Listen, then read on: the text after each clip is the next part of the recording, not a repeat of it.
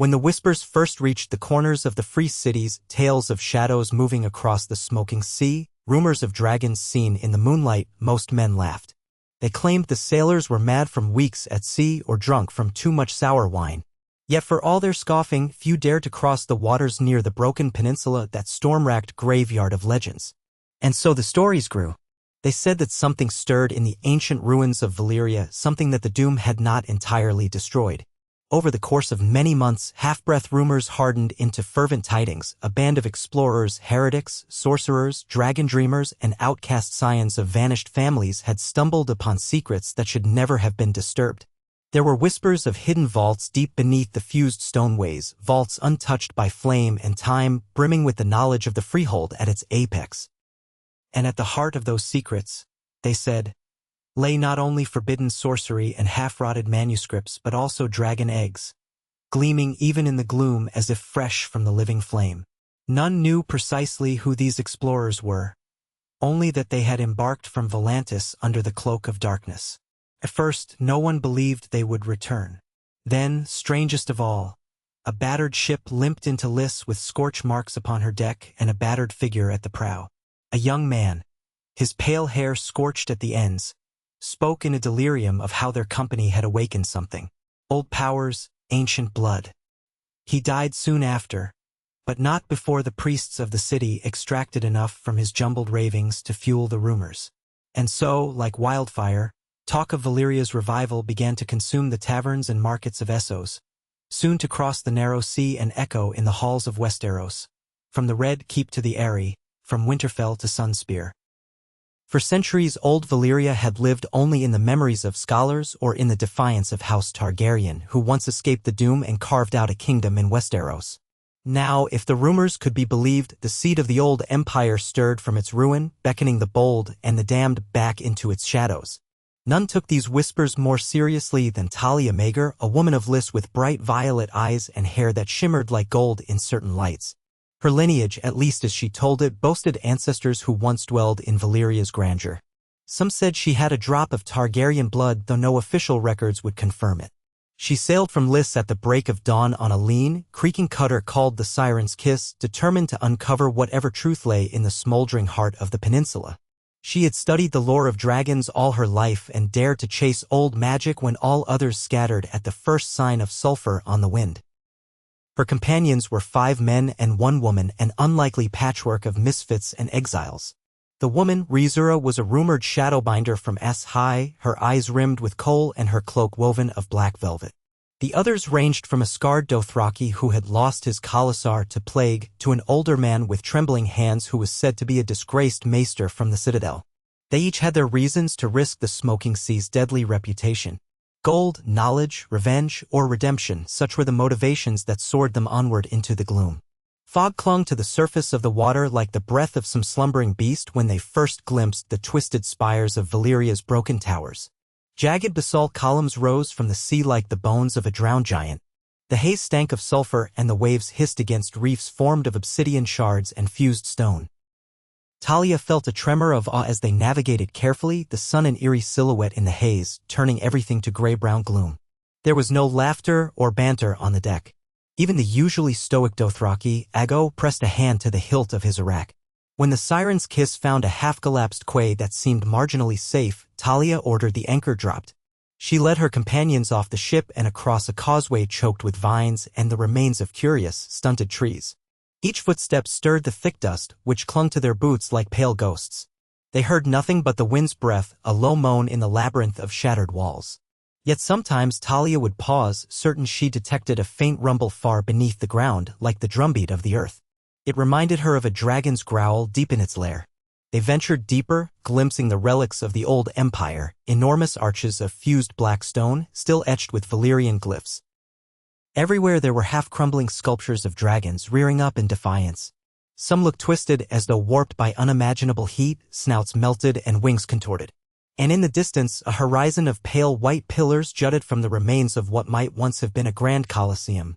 The explorers found signs of older forays, likely from men who had sought treasures in years past, rusted swords, collapsed tents, blackened bones. Talia did her best to steel her heart. The doom had not been gentle and neither had the generations that followed. Finally, they reached an entrance leading underground, an ornate gateway of basalt carved into the shape of a dragon's maw. The gloom within was thick as pitch. By the flickering torchlight, they pressed on. Rizura muttered incantations beneath her breath, summoning pale lights that danced across the walls in purples and greens. The corridor sloped downward into the earth, twisting around columns of fused rock. Here the ancient Valyrians must have practiced their blood sorcery and shaped the metals that no modern smith could replicate. The air smelled of old char and dragon fire. Or perhaps that was only Talia's imagination. They reached a broad chamber, the ceiling vaulted with intricate mosaics of dragons in flight, tinted glass set into the stone. Most of the mosaic was destroyed, but faint glints of color remained. At the center of the room stood a massive hexagonal table carved from obsidian and inlaid with glyphs that still pulsed faintly, suggesting the residue of some deep enchantment. Each edge of the table was carved to resemble the slender neck of a dragon, all culminating in a set of heads that ringed the outer rim. The old maester, Louis, let out a gasp when he saw it. He spoke trembling words of wonder, claiming it resembled the design described in certain lost manuscripts about the heart of the freehold. But he never dreamed it truly existed. When Talia laid a palm on the table's surface, she felt a faint pulse as if something alive stirred within the black stone. Rizura hissed for caution, but Talia could not resist. The Valyrian glyphs glimmered under her skin. She had studied them for years, deciphering what little she could from fragments in Essos. Now the letters ignited in her mind with sudden clarity. She whispered them almost in supplication. The chamber trembled, dust and grit sifting from the mosaic overhead. The others drew back, alarmed. Yet Talia pressed on, reciting the words that danced behind her eyelids as though conjured from an unseen realm. Darkness thickened and the torches guttered. Then, in a sudden surge of power, the table's glyphs burst into purple flame. The entire chamber flared with light, and Talia was flung backward, landing hard on the stone floor. She woke some time later to find the chamber drenched in a glow that neither flickered nor wavered. It simply was. Like the luminescence of a dream. Rizura knelt over Talia, pressing a damp cloth to her forehead. The Dothraki stood watch at the entrance while the others huddled in confusion. "What have you done?" Rizura whispered fiercely. In answer, Talia could only shake her head. She felt changed. Her thoughts crackled with new awareness. She heard the rumble beneath the earth, more distinct than ever. The heartbeat of the volcanoes that once shaped Valyria? Or something older, more dangerous? They pressed on, deeper into the tunnels. Guided, it seemed, by an unseen hand.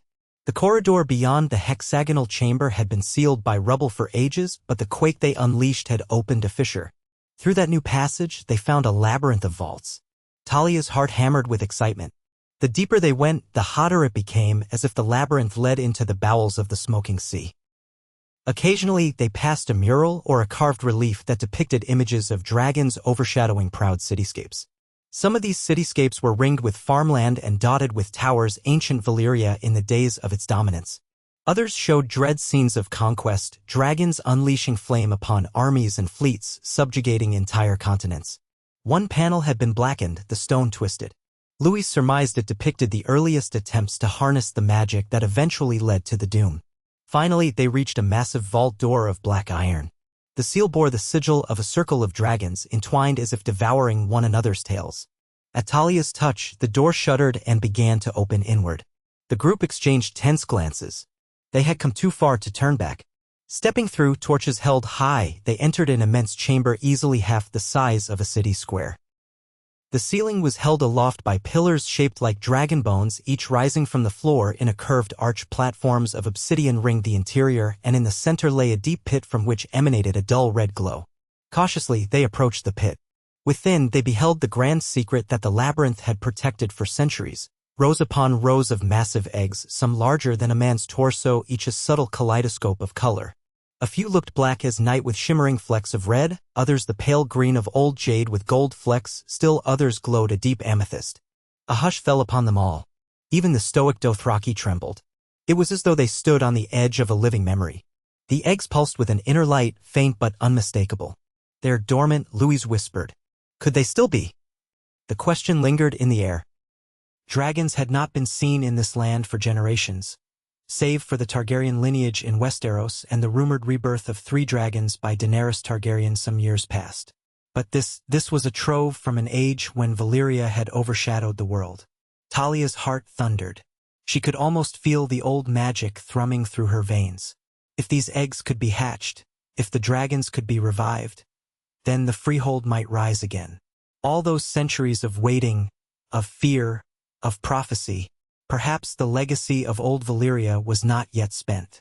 That was the moment the chamber began to tremble anew. A jagged crack tore through the pillars.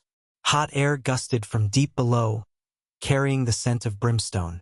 Rizura seized Talia's arm, eyes wide with alarm. "We must leave," she hissed. But Talia tore away. "Not yet," Talia said. Something drew her forward. She approached one of the eggs that glowed with a shifting pattern of violet and silver. Cradling it in her arms, she felt the shell's warmth, the slow, steady beat within. A tear slipped from her eye. She had spent her life chasing legends, and here was the legend made real. Somewhere in the back of her mind, caution beckoned, but longing eclipsed it. She turned to her companions, her voice trembling. "Help me carry them. As many as we can. We must." In the end, they took 4, each one carefully bundled in thick cloth from their packs. They dared not attempt more. The vault grew unstable with each passing moment. Already, cracks raced across the floor, releasing curls of fiery vapor. The group fled, stumbling back through the labyrinth, the stolen eggs clutched like newborn babes.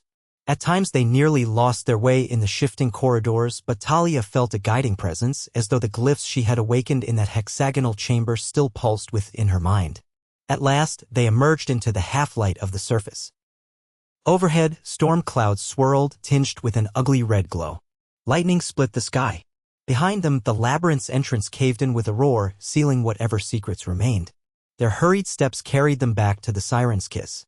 Ash rained from the sky, and the waves churned with volcanic fury. The smoking sea lived up to its name, swirling with steam. As they scrambled onto the ship, Talia heard a sound that froze her, a draconic screech echoing across the wind. She whirled, scanning the boiling skies, but saw nothing. Yet the shriek came again, reverberating in her very bones. Perhaps it was only the wind in the gullies of broken stone. Or perhaps something older than wind had awakened to the presence of stolen eggs. They sailed from Valyria as swiftly as the battered cutter could manage, navigating by half-lost charts and sheer desperation. Talia took the helm. Every time she glanced down at the egg cradled in her pack, it seemed to pulse a little stronger. Even her dreams that night were filled with images of slender, scaled forms coiling through starry skies, flaming cities, forging crowns of ash and fire. She woke with a start to find Rizura standing over her. The Shadowbinder's face was ashen, and she murmured of destinies entwined, of blood price. Talia, still disoriented from her vision, refused to be frightened. She had come too far to turn back. They would deliver these eggs to the rightful place. What that place was, or how she would find it, remained uncertain. But Talia was convinced that she carried the seeds of a new Valyrian empire. Within a fortnight, they reached the coastline near Volantis. Yet the city's ancient walls, overshadowed by the great black walls, offered no warm welcome. Word of Valyrian relics, dragon eggs especially, carried grave significance. Once the rumors reached the priests of R'hllor and the ruling triarchs, Talia and her companions would be lucky to escape with their lives. So they slipped past under cover of night, making for a small fishing village upriver where Talia had contacts. There, in a low-slung warehouse that smelled of salt fish and stale ale, they conferred with those who might finance their next steps. Among those contacts was Vero, a wealthy merchant with a reputation for smuggling. He nearly dropped his wine cup when Talia unwrapped the smallest of the eggs. Its surface glinted dark green in the lantern light, flecked with gold. At first, he demanded to know if she was mad. No one in their right mind would bring such a thing to Volantis. The Triarchs were known to seize any possibility of dragon power. Even the Red Temple might stake a claim. But Talia spun him a tale of grand opportunity. Imagine the wealth, the power, the prestige if they could safely hatch and harness these creatures for their own ends. Vero, eyes gleaming, listened well. In the end, he agreed to help arrange a discreet expedition. Talia wanted more than gold. She wanted ships, resources, and more people of Valyrian descent, those whose blood might resonate with the old magic. Her dream, half-formed, was to sail beyond the straits and find a new seat of power, away from the petty wars of the free cities. Perhaps, she thought, they might even reclaim a corner of the shattered peninsula if they could harness the dragons. Old Valyria was too tainted by curses to be truly resettled, but there were isles off the coast. High ground untouched by the worst of the cataclysms. She had read references to them in ancient tomes. If the empire was to rise anew, it would start from the fringes, then blossom inward. Within days, Vero mobilized a clandestine group of lesser Volantine nobles, sellswords, exiles, and adventurous souls enthralled by the lure of dragons.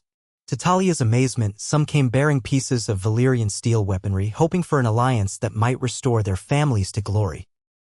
Quietly, they gathered in the marshy outskirts, transferring supplies to ships moored in hidden coves. Talia felt a surge of purpose. The eggs pulsed stronger than ever, especially her own violet and silver prize. She swore she could sense it breathing some nights, as if stirring in slumber. Yet all the while, Rizura hovered near, her dark eyes flicking with suspicion or concern. "You are moving too quickly," she warned. "The magic is older and fiercer than you know." Valyria's doom was not an accident. "I'm not ignorant," Talia replied, though her gaze strayed to the egg. "But this is our time. We cannot let fear keep us from the promise that beckons." "Promise or trap," Rizura whispered. "We shall see." They set sail one moonless night in a small fleet of 4 ships. Talia captained the Siren's Kiss, leading the way down the coast and then westward, skirting the smoking sea at a safer distance. The exiled Maester Louis spent hours examining the eggs, muttering incantations from old texts. He believed the dragons inside required intense heat. Hatching them as Daenerys Targaryen once did might involve pyres or volcanoes. Yet none aboard felt eager to risk a conflagration. Instead, they charted a course to a rumored volcanic isle, not far from the mainland but said to be uninhabited, where hot springs might serve to incubate the eggs without undue hazard. Talia remembered references to such a place in certain Valyrian tablets, though details were scarce. Near midday on the 3rd day of sailing, they caught sight of a jagged isle rising from the horizon. Its silhouette was dominated by a smoking peak, wreathed in drifting ash. Black sand beaches circled the base, and further inland, the land rose in twisting ridges. A wall of tall, leafless trees, twisted by the volcanic soil, made the island appear almost ghostly. Some of the crew murmured about black magic or cursed land, but Talia stood at the prow, transfixed by possibility. This could be the cradle of their new empire. They anchored in a small cove. The first steps ashore were tentative, the black sand hot beneath their boots. Great petrified logs littered the beach, relics of some ancient eruption. A sulphurous tang infused the air, making throats burn. Yet as they ventured inland, they discovered scattered pockets of green where hot springs bubbled forth, ringed by moss and hardy plants. It was in one such valley, a wide depression sheltered by cliffs on 3 sides, that Talia decided they would make camp. The hot springs there ran in a winding series of pools, from scalding at the highest tier to merely warm near the lower edges. Steam rose in gentle curls and the ground was soft beneath the volcanic rock. Within hours, the new arrivals began erecting tents and simple shelters. An uneasy excitement coursed through the encampment. Here they were, forging a colony on a harsh, uncharted isle, guided by dreams of dragons. Talia oversaw the construction of a secure area for the eggs, away from prying eyes or accidental disturbances. To that end, she had them placed in a ring of boulders at the edge of a high-temperature spring. She could feel the heat radiating through her boots. Gently, she arranged the eggs in a circle, each propped on a bed of fire-hardened clay. A hush fell among those watching, as if they witnessed the first rites of a new religion. Night brought little relief from the heat. The sky churned with clouds that glowed red from the volcanic glow beyond the island's peak. As Talia sat near the eggs, she felt their pulses in her mind. She was certain she heard them singing. A lullaby or a summons, she could not be sure. She closed her eyes, and images flickered unbidden, wings spanning horizons, cities K. Kneeling to a new flame, crowned figures in pale cloaks, commanding entire fleets. She saw an immense throne wrought of black stone, shaped with the swirling forms of serpents or dragons. Then the image flared and she glimpsed a swirl of shadows devouring a great city. The stench of blood and sulfur filled her nose, and she woke with a gasp, the steam swirling around her. Rizura stood nearby, silent. Weeks passed. The settlers, if they could be called that, began to shape the valley into something more livable. A few raised wooden palisades around the perimeter, mindful of potential threats. Others scouted the island, discovering that it held hidden groves of stunted fruit trees and a few streams that fed into the sulfuric hot springs. The wildlife was scarce but not non-existent: small lizards, large blackbirds, and occasional boar-like creatures that rummaged for roots in the ashy soil. Yet at the center of it all, the eggs continued to rest in their heated nests, bathed in the steam and the constant attention of Talia and Louise. Rizura occasionally performed her shadow bind spells, which Talia tolerated if only to glean more insight. To Talia's frustration, the eggs did not hatch or even crack, but their pulse grew stronger. At times, the shells glowed from within, making the night shimmer with spectral light. Slowly, they established a semblance of society, albeit one balanced on the edge of obsession. Vero, the merchant, set up trade with passing ships that owed him favors, bringing in supplies in secret. New arrivals trickled in, some of Valyrian descent, some merely drawn by the promise of a new power in the east. Talia heard more talk of how the triarchs of Volantis were unsettled, that they might mount an expedition to claim the eggs if they learned too much. But for now, secrecy and the Isles' inhospitable nature shielded them. Within this atmosphere, tensions inevitably rose.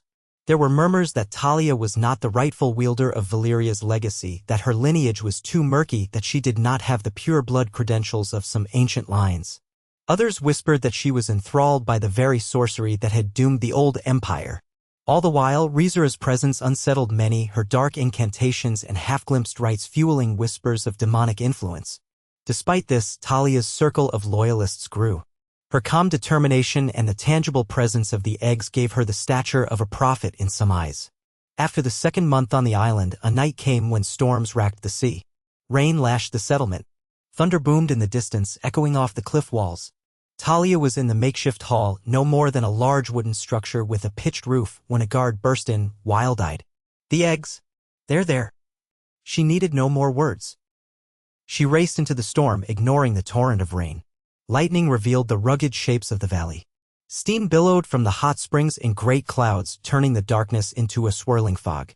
She reached the egg circle and found the air so hot it stole her breath. Boiling water surged in the highest pool, spitting droplets of scalding brine. Amid that steam, the eggs pulsed like living hearts. Each shell now glowed like molten metal, flickering between bright white and the deep color that adorned it. Thunder broke overhead. Talia felt her own heart pounding in time with the eggs. She reached out but recoiled, the heat too intense. A peal of thunder shook the ground, or perhaps it was the rumble of the volcano. Then it happened, the largest egg, a swirled mixture of shimmering violet and silver, cracked with a high-pitched squeal. A fracture parted down the middle, glowing from within. Talia stood transfixed, raindrops hissing into steam around her shoulders. The crack widened. A reptilian snout thrust through, glistening with amniotic fluid and flecks of shimmering shell. The newborn dragon let out a weak cry, no louder than a child's wail, yet it echoed across Talia's soul. The other eggs followed suit, each cracking under the assault of the storm and the scorching water. The watchers who had gathered, guards, settlers, even the Dothraki, fell to their knees or stumbled back in awe. 3 of the eggs, each a different hue, emerald flecked with gold, obsidian laced with ruby, pale lilac veined with pink, hatched one after another. Steam and lightning lit the night, revealing 4 whelps standing uncertainly among the shattered shells. Their scales gleamed, their wings folded awkwardly at their sides. Small though they were, each possessed an undeniable aura of power. Their bright, questioning eyes seemed to take in the world with fierce intelligence. The 4th egg remained unbroken. Talia recognized it as the one the older maester had been studying so intently, with swirling patterns of copper and black. She turned toward it just in time to see it rattle violently. But it did not crack. Instead, it emitted a strange, haunting hiss. A wave of energy rippled out, toppling Talia and the others to the ground. Then the egg fell silent, lying still. Talia scrambled over, ignoring the burns on her palms as she touched the shell. It seared her, yet she held on. She felt something inside, thrashing, straining to break free. But the shell refused to give. Before she could think further, a low roar sounded behind her. She spun. The largest hatchling, the violet and silver one, wavered on uncertain legs, steam curling from its nostrils. It opened its mouth. A small gout of flame erupted, bright and fierce, for just an instant. Talia's face flooded with wonder and tears. It was real. They had done it. Dragons walked the earth again. And not just 3, as the tales said Daenerys had once hatched, but 4, with a 5th egg yet to hatch. In the days that followed, the hatchlings consumed all of Talia's attention. She discovered that their appetites were staggering, especially for fresh meat. The boar-like creatures on the island quickly became scarce as hunting parties struggled to feed the growing draconic brood. The largest violet and silver hatchling, which Talia privately named Varixes, proved especially ravenous, snarling at the others if they approached his kills. The emerald and gold, whom many called Aelith, was more agile and cunning, preferring to circle around Varixes and steal scraps. The obsidian and ruby whelp was fiercely territorial, scorching the ground to mark its domain near the hot springs. The pale lilac hatchling, near delicate in appearance, nonetheless boasted a shriek that could set a man's teeth on edge. Despite their wariness, the settlers could not help but watch with reverence. Some began calling Talia the Dragon Mother in hushed tones, though others feared the power she wielded, especially when she walked among the hatchlings, stroking their neck ridges. Her skin now bore faint scars from heat and scratches, but she scarcely noticed. The unhatched egg remained an enigma, warm to the touch but stubbornly refusing to crack further. Talia commanded that it be placed in a special iron brazier, stoked night and day, in hopes the continued heat might coax it into life. As word spread that dragons now truly existed on the isle, more arrived to pledge themselves or to seek advantage. Men and women of uncertain loyalties, many from ancient families rumored to have the blood of the dragon in their veins. Some carried old Valyrian artifacts, amulets, scraps of scrolls, even battered swords of Valyrian steel. They called for the forging of a new empire under Talia's leadership. Queen of the new freehold, some named her.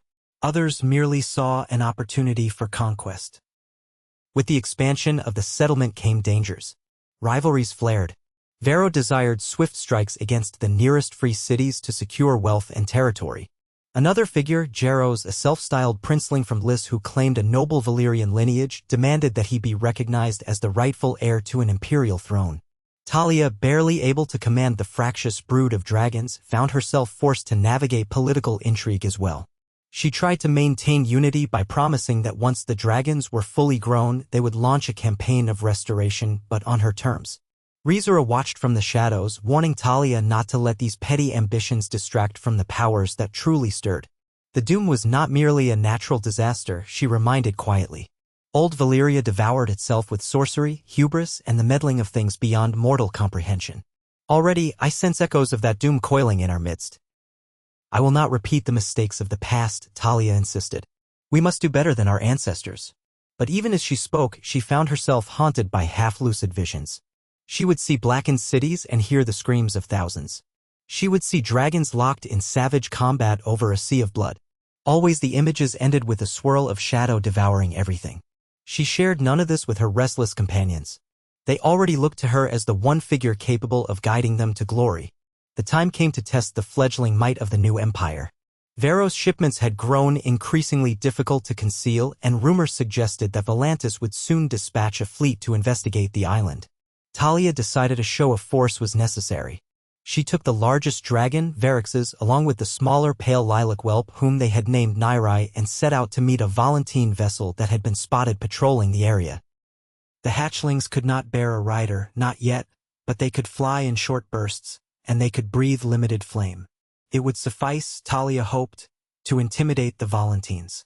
Standing atop a cliff, wind lashing her hair, she watched as the Volantine war galley approached the island's cove. She gave a whistle, and Varixes launched into the sky with a powerful stroke of his wings, flame licking from his maw. Nairai followed uncertainly. The galley's crew began shouting, scrambling to man the ballistae. Too slow. Varixes swooped low, exhaling a burst of fire that ignited the ship's sails in a roar of flame. The men screamed. Some jumped overboard. Others loosed arrows that clattered harmlessly off the dragon's scaling. Nairai's flame was smaller, but enough to sow further panic. Within moments, the galley was ablaze. Talia could see men flailing in the water, their cries faint beneath the roar of the inferno. An icy knot twisted in her stomach. She stood still, outwardly calm, as the ship crackled and sank in a haze of burning pitch. When Varixes returned, he landed heavily on the black sand, his jaws streaked with soot and black flecks of molten tar. Talia approached, her heart pounding from a swirl of triumph and dread. She saw in his reptilian gaze an intelligence that fed on domination. She placed a hand on his snout, feeling the heat. Behind her, Sellswords and would-be lords cheered, chanting her name, Talia. Talia! As the dragon mother who had cowed Volantis in a single stroke. But as she stared at the smoldering wreckage, she could not shake the memory of her visions. Was this how it began? In the aftermath, no Volantine fleet arrived, at least not immediately. Instead, other powers took note. Yukai, Myrine, and other city-states in Essos sent envoys, uncertain whether to treat Talia's settlement as a potential ally or a threat. Piracy in the region plummeted for fear of the dragons. More ships arrived bearing volunteers, gold, or tributes. The settlement grew, huts becoming cottages, wooden walls replaced with stone ramparts hewn from the volcanic rock. Looming over all was the volcano's peak, occasionally belching smoke and tremors. Some called the new settlement Draconia, others Dragon's Cradle, or simply the Isle. Talia had yet to name it officially, hesitant to claim queenly titles even as a devoted faction of followers prodded her to do so. She knew once she openly declared herself Empress of the New Valyria, there would be no turning back. Still, the ground beneath her feet shifted in more ways than one. The 4 hatchlings grew larger every day, devouring livestock. Their wingspan doubled within a month. Their scales grew thicker, their flights extended. They squabbled constantly, tearing at each other with claws and flame. Talia found herself consumed with the challenge of controlling them. She tried old Valyrian techniques gleaned from fragments of scrolls, whistles, rods carved with runes, incantations in High Valyrian. Sometimes the dragons obeyed, sometimes they hissed in defiance. Varyx still allowed her closest, though he never fully tamed his ferocious instincts. Meanwhile, the 5th egg remained stubbornly dormant. Even the hottest fires did not coax it to hatch. Louise grew frustrated, suggesting it might be dead. Rizura, however, insisted it was alive, merely trapped. She spoke of a ritual requiring blood sacrifice under the light of the red comet. Such a comet may appear soon, she said, her voice low. But the cost might be terrible. Talia refused. She wanted no more dabbling in blood magic. Hadn't Valyria's doom come from such experiments? Yet the knowledge gnawed at her. If there was indeed a dragon inside that shell, would it forever remain entombed without the darkest arts? She could not decide. As time passed, the settlement's lords and ladies grew impatient. They clamored for Talia to lead them in conquest. Some argued for an attack on Volantis to seize it before the Triarchs could respond. Others proposed turning west, forging alliances with the Dothraki or even the survivors of Slavers Bay. Jaros demanded the throne of Lys, claiming it had been stolen from his forefathers. The shadows of old Valyria's arrogance seemed to envelop them once more, everyone looking outward, hungrily. Talia tried to counsel caution. The dragons were not grown enough to lay waste to cities unchallenged. She also felt a foreboding sense that each act of violence drew them closer to repeating history's greatest tragedy. At last, a confrontation erupted. Jaros and Vero announced an alliance, claiming Talia's reluctance showed weakness. They summoned their supporters, a sizable faction of sellswords and opportunists, and threatened to take the dragons for themselves. Talia stood before them in the makeshift courtyard at dawn. Varyx crouched behind her, snarling. The other 3 dragons circled above in lazy arcs. Talia did her best to project calm authority. You would threaten me in my own domain, she asked quietly, eyes flicking between Jaros's flamboyant attire and Vero's cunning stare. You think to ride these dragons without the bond we share? We think to claim what is rightfully Valyrian, Jaros spat. You have no rightful claim, only stolen lore. If you will not use these creatures to reclaim our ancestral cities, we will. Vero chimed in, the time for caution is past. Our enemies gather their forces. Each day we wait, we grow weaker, not stronger. Talia felt the blood pound in her ears. She tried to reason with them, but they had come too far. The swords in their retinue glinted. She sensed the tension in the air, felt Varyx's muscles coil. The dragon wanted to burn them all. The old Talia would have shrunk from such violence, but the Talia who had hatched dragons and commanded them through storm and flame felt a new edge of purpose. She raised a hand, speaking a single word in High Valyrian.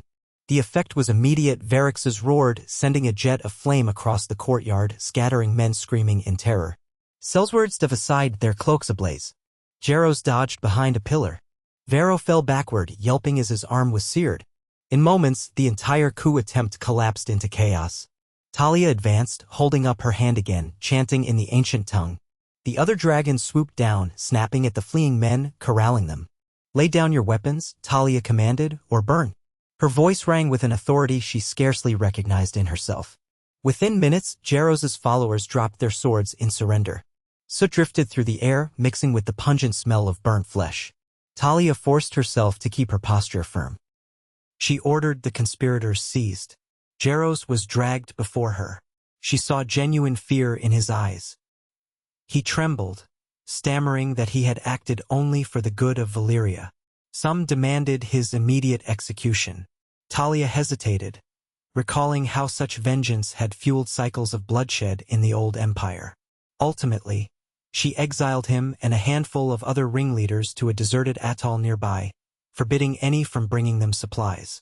It was as good as a slow death, but it satisfied those who wanted no further open violence within the settlement. She knew it was a harsh sentence, yet she gave it calmly, her face a mask of iron. The seeds of empire demanded it, or so she told herself. That night, she left the settlement walls and climbed a ridge overlooking the sea. Storm clouds parted, revealing a sky glittering with countless stars. To her shock, she saw a faint red slash across the heavens, the beginning of a comet. Rizura had predicted one might come. Talia felt her pulse quicken. If the comet brightened in the weeks to come, would that be the sign to attempt the ritual for the fifth egg? She recalled Rizura's warning that it required blood. She looked down at her hands, still blackened with soot. Perhaps the price was inevitable. The wind whipped her hair, carrying the distant roars of the dragons. There would be no easy path forward. In the ensuing weeks, the settlement tightened its internal security. Talia established a quasi-council of loyalists, Louis, Rizura, a few captains who had proven their mettle. They handled trade, logistics, and diplomacy. Meanwhile, Talia focused on training the dragons, forging their bond. They grew bigger each day, learning to hunt in packs. Occasionally, they would rage at each other, clashing in short, vicious fights, but Talia intervened with old incantations that soothed them. Stories of the five-headed dragon in ancient Valyrian myth flitted through her mind, though they were only 4. Plus that silent egg. Her regrets about the exiled conspirators gnawed at her conscience, but she tried to bury them beneath the demands of ruling. As the comet swelled in the night sky, painting the darkness with a red tail, Rizura's presence loomed. The Shadowbinder quietly petitioned Talia each evening. "The time is near," she insisted. "If we do not hatch the final egg, some other power may claim it." She spoke of dream visions in which she saw a twisted creature emerging from black shell, wreaking havoc if left to its own devices. Only by guiding it through blood magic could they bind it to their will. Talia resisted, but her resolve eroded each time she touched the egg and felt the frantic thrashing within. It pained her to sense the life imprisoned inside. And though she feared the old ways that destroyed Valyria, an equally strong fear rose, that if she did nothing, a part of their potential empire would die stillborn. In the end, she relented, but only on her terms. No innocence would be sacrificed. She would shed her own blood if that was required. On the night of the comet's zenith, they gathered in a secluded glade near the volcano's base. Thick black trees rose around them, their bark twisted from centuries of volcanic fumes. The egg lay in a hollow pit, ringed by red-hot coals. Rizura prepared runes in ash and bone, chanting in a low voice. Louis hovered nervously, uncertain of the wisdom in such acts. But Talia had insisted he attend. She wanted a witness who could explain this magic if something went awry. Only a few other trusted guards stood watch at the perimeter, ensuring no one else intruded. "Recite the glyphs I have taught you," Rizura urged Talia. "When you feel the pulse of the egg, press your palm to it, let your blood flow, and do not waver." Talia swallowed hard, nodding. She wore a simple robe of black cloth, her hair unbound. The dragons were not present. She did not wish their primal instincts to interfere. The sky above flickered with the crimson glow of the comet, setting the tree boughs ablaze in eerie light. Talia knelt, heart-thumping. She pressed her left palm against the shell. Through it, she felt a furious heartbeat, thud-thud-thud, as if the creature inside fought for every breath. She began to chant words of old Valyria that she had memorized but never spoken aloud in this sequence.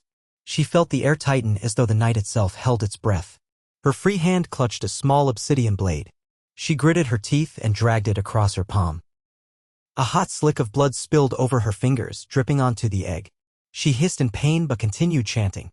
The blood sizzled on the shell's surface, filling the air with a sharp metallic tang. Rizura's voice rose, weaving counter-harmonies. Wind whipped through the glade, rattling the black leaves. A sudden jolt knocked Talia backward. The egg glowed with an unearthly light, swirling between copper and black, shot through with ribbons of crimson. The shell cracked, lines of shimmering heat spiderwebbing outward. Talia felt as though something reached into her chest, coiling around her heart. She let out a ragged gasp, forcing herself to keep chanting, though she barely remembered the words. Then the egg shattered. Pieces flew in all directions, scorching holes in the dirt. From within emerged a nightmarish shape larger than the other hatchlings had been at birth. Its scales were black streaked with copper, each ridge edged like a razor. It hissed, a piercing sound that made Talia's ears ring. Smoke curled around its muzzle. Its eyes were a deep, molten orange, and they fixed on Talia immediately. She stared back, trembling. Blood still poured from her palm. Slowly, she extended that hand toward the newborn dragon, ignoring the pain. The creature slithered forward on uncertain limbs, sniffed at the blood. Then it lunged. Talia braced for agony, for a savage bite, but the dragon merely latched onto her wrist with surprising delicacy. She cried out as sharp teeth grazed her skin, drawing more blood, but the creature only licked at the wound, its tongue flicking across the cut. Talia's vision swam. She felt a staggering wave of connection, deeper than anything she had known. In that moment, it was as though her heartbeat and the dragon's heartbeat became one.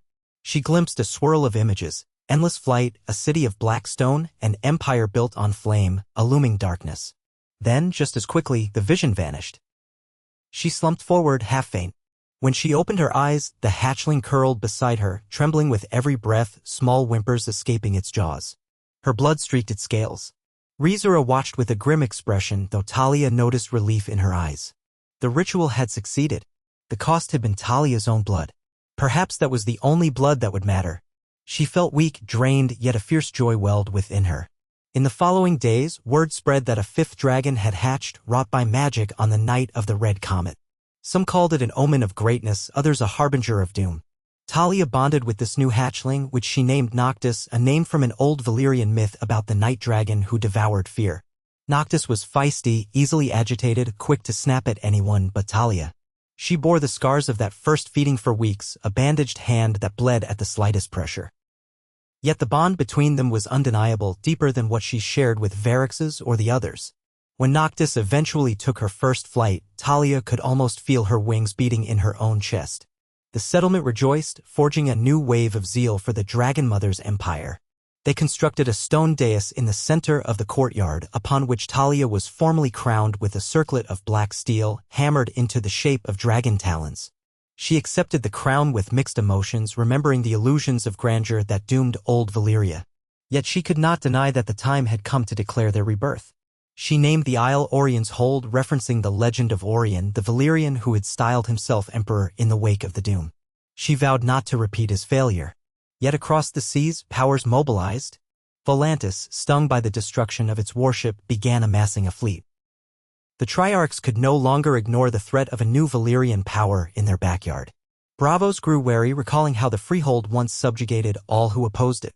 Across the narrow sea, in Westeros, rumors spread in courts from King's Landing to Storm's End about a new, Targaryen pretender in the east, though Talia had not claimed the Targaryen name. Envoys from lesser cities came to test Talia's resolve, finding her proud but not unreasonable. She granted trade concessions, forging alliances with those who would provide materials and food to feed her growing population. When the Triarchs of Volantis finally launched their armada toward Orion's Hold, Talia was ready. The Watchers spotted sails on the horizon at dawn, dozens upon dozens of war galleys. The settlement braced for an attack. Walls were manned, scorpions loaded, swords sharpened. At the heart of it all, Talia stood with her dragons. The four older ones were large enough now to carry riders for short distances, though it was still risky. Noctis, being younger, had grown surprisingly fast and was fiercely protective of Talia. She whispered to them in High Valyrian, urging unity, focusing their aggression. This would be the first true test of the new Dragon Empire. As the Volantine galleys approached the coastal shallows, Talia mounted Varix's. The big violet and silver dragon roared. She could feel his muscles tense beneath her. With a mighty leap, they took to the sky, the morning sun glinting off the dragon's scales. The other three soared alongside. Noctis circled above, watchful. The Volantine sailors shouted in alarm, but they did not flee, perhaps believing their superior numbers and siege weapons could bring down the dragons. Talia and her brood proved them wrong. Dragonfire rained upon the fleet. Galleys burned like tinder, smoke rising in great columns. Men howled and jumped into the water, only to be swallowed by the undertow. Ballista bolts shot skyward, but the dragons wove deftly between them, unleashing columns of flame. Within an hour, half the armada was aflame or sunk. The surviving galleys retreated, fleeing for open sea. Talia circled once, surveying the carnage. She felt sick at the sight of corpses bobbing in the bloody water. Yet a fierce exhilaration coiled inside her. The new empire had triumphed. She banked Varyx's, heading back to the island, ignoring the cheers that rose from the walls. She had proven the dragon's might beyond doubt. But a part of her wondered, with dread, how many more battles would be waged in this new age of fire. In the days that followed, the name New Valyria spread across Essos like a thunderbolt. Some cities sought alliances. Others scrambled to fortify their borders. Mercenary companies and would-be adventurers flocked to Talia's banner. The settlement expanded yet again, doubling in size, huts replaced by stone buildings with Valyrian arches and carved dragons. Scholars came, drawn by the lure of ancient magic. Smiths came, hoping to learn the secrets of Valyrian steel from the new empire's archives. Talia oversaw it all, haunted by the knowledge that power often corrupts. She found a measure of solace in her quiet moments with Noctis, the black and copper dragon who had hatched under blood and comet light. Each time she felt the creature's warm breath, she recalled that sense of unity they shared. In that bond, she sensed a path forward, perhaps one that might avoid the tyranny and madness that doomed the old empire. Yet beyond the horizon, the world braced for the return of dragons. War would come again, perhaps on a scale unseen since Aegon's conquest in Westeros. Talia would have to decide what her empire stood for. Would it be a liberator, a conqueror, or something more akin to the ancient overlords who subjugated entire realms? For now, Orion's hold thrived. Great bonfires burned each night, the silhouettes of dragons looping overhead against the stars. In the settlement's main square, a newly forged bell tolled, summoning citizens to witness proclamations. Talia declared a code of laws that punished cruelty, especially towards the vulnerable. She insisted that the old Valyrian practice of slavery would not return, a departure that some conservatives disliked, but she held firm. If they were to be the new Valyria, it must be a better Valyria. The people cheered, for the most part. Freed slaves and outcasts found a home here. Skilled workers of every background contributed to the rapid growth. Temples to Lawler and other gods sprang up side by side, coexisting uneasily but coexisting nonetheless. And always the dragons grew. Their wings cast shadows across the settlement at dusk. Their roars echoed through the Black Mountains. Talia instructed each adult dragon to roost on a separate peak, forging territory but remaining within range. She worried about fractious draconic rivalries every day they grew closer to maturity, and adult dragons do not share domain easily. She spent countless hours channeling her bond with Noctis, training the black and copper whelp in illusions of calm and unity. If any moment tested her, it was when Varyx's challenged Noctis one afternoon over the shared carcass of a bull. The older violet and silver beast snarled, flames licking from his jaws. Noctis responded with a furious hiss. Talia threw herself between them, speaking in the high Valyrian tongue of command, straining to project dominance. For a moment, it seemed she would be roasted alive, but both dragons recoiled, unsettled by her unwavering presence. They retreated, grumbling. Talia slumped in relief, realizing how razor-thin her control truly was. Slowly, however, a sense of guarded stability settled over Orion's hold. An uneasy peace prevailed across the sea. Volantis licked its wounds, reluctant to risk another direct assault. Westeros remained distant, its king presumably contending with matters closer to home. The other free cities watched and waited, unsure how to handle an empire built on dragonback. Talia took the lull as an opportunity to establish envoys, forging trade pacts, strengthening defenses, and continuing to refine her internal rule. She recognized she was not yet an empress in the sense of controlling vast territories. Her domain was a single isle, albeit protected by 5 dragons. But sometimes she would stand on the newly constructed high walls, gazing out at the smoking sea, and imagine sails bearing her banner. Imagine these dragons forging new histories, not just repeating old nightmares. And so life continued under the watchful eyes of scaled beasts and the dreams of greatness. Each dawn, the red glow of the volcano tinted the horizon. Each night, the roar of dragons lulled the settlement to sleep. Talia found hope in the diversity of her followers: Dothraki, Giscari, Westerosi exiles, Rhoynar survivors, even an occasional Bravosi or Ibbenese wanderer. They lived side by side, forging a culture unlike anything seen in Essos for centuries. Perhaps that melding of peoples was what old Valyria had once embodied, minus the cruelty of slavery and the arrogance that preceded the doom. But the question remained, how long could such an empire stand before the old ghosts rose from the ashes? The echoes of the doom were not so easily banished. The volcano rumbled ominously from time to time, spewing black clouds. Rhaezyra still murmured warnings in Talia's ear about respecting the ancient forces that shaped the peninsula. Maester Louis worried about the unstoppable growth of the dragons, scouring old manuscripts for clues on controlling or containing them if they grew too wild. And Talia, the dragon mother, empress of the new Valyria, would sit in her half-built throne room, little more than a wide hall of black stone, open to the sky with an obsidian seat carved in the likeness of a coiled drake, and wonder at her reflection in the polished surface of the seat. Her hair, once golden, had become streaked with white at the temples. Her eyes, always violet, seemed to blaze with an inner fire now. She dreamed in dragon dreams, soared on draconic wings in her sleep, woke in the night gasping for air. Sometimes she would see the shadows swirling over a city in flames, whether it was Orion's Hold or some foreign city, she could never tell. And then she would see a monstrous shape, a dragon bigger than the world, devouring the sky. Was it a vision of the end, or a prophecy of unstoppable conquest? She vowed to use her power for creation rather than destruction, to foster a realm where knowledge and freedom thrived. Still, the memory of the burning Volantine ships reminded her how easily she could slip into atrocity. The burden pressed upon her shoulders, but she bore it because to abandon the dragons now would be to abandon the future she had struggled to create. Thus, in the hush before the storm of a new age, old Valyria was reborn in a place of harsh volcanic rock and swirling black sands, and all where dragons circled the skies and men dreamed of empire. Talia Mager, crowned by the will of flame and sorcery, led her people forward, uncertain of the path but determined to see it through. Every sunset lit the horizon with streaks of red, turning the silhouettes of dragons into living nightmares or living wonders, depending on the beholder's heart.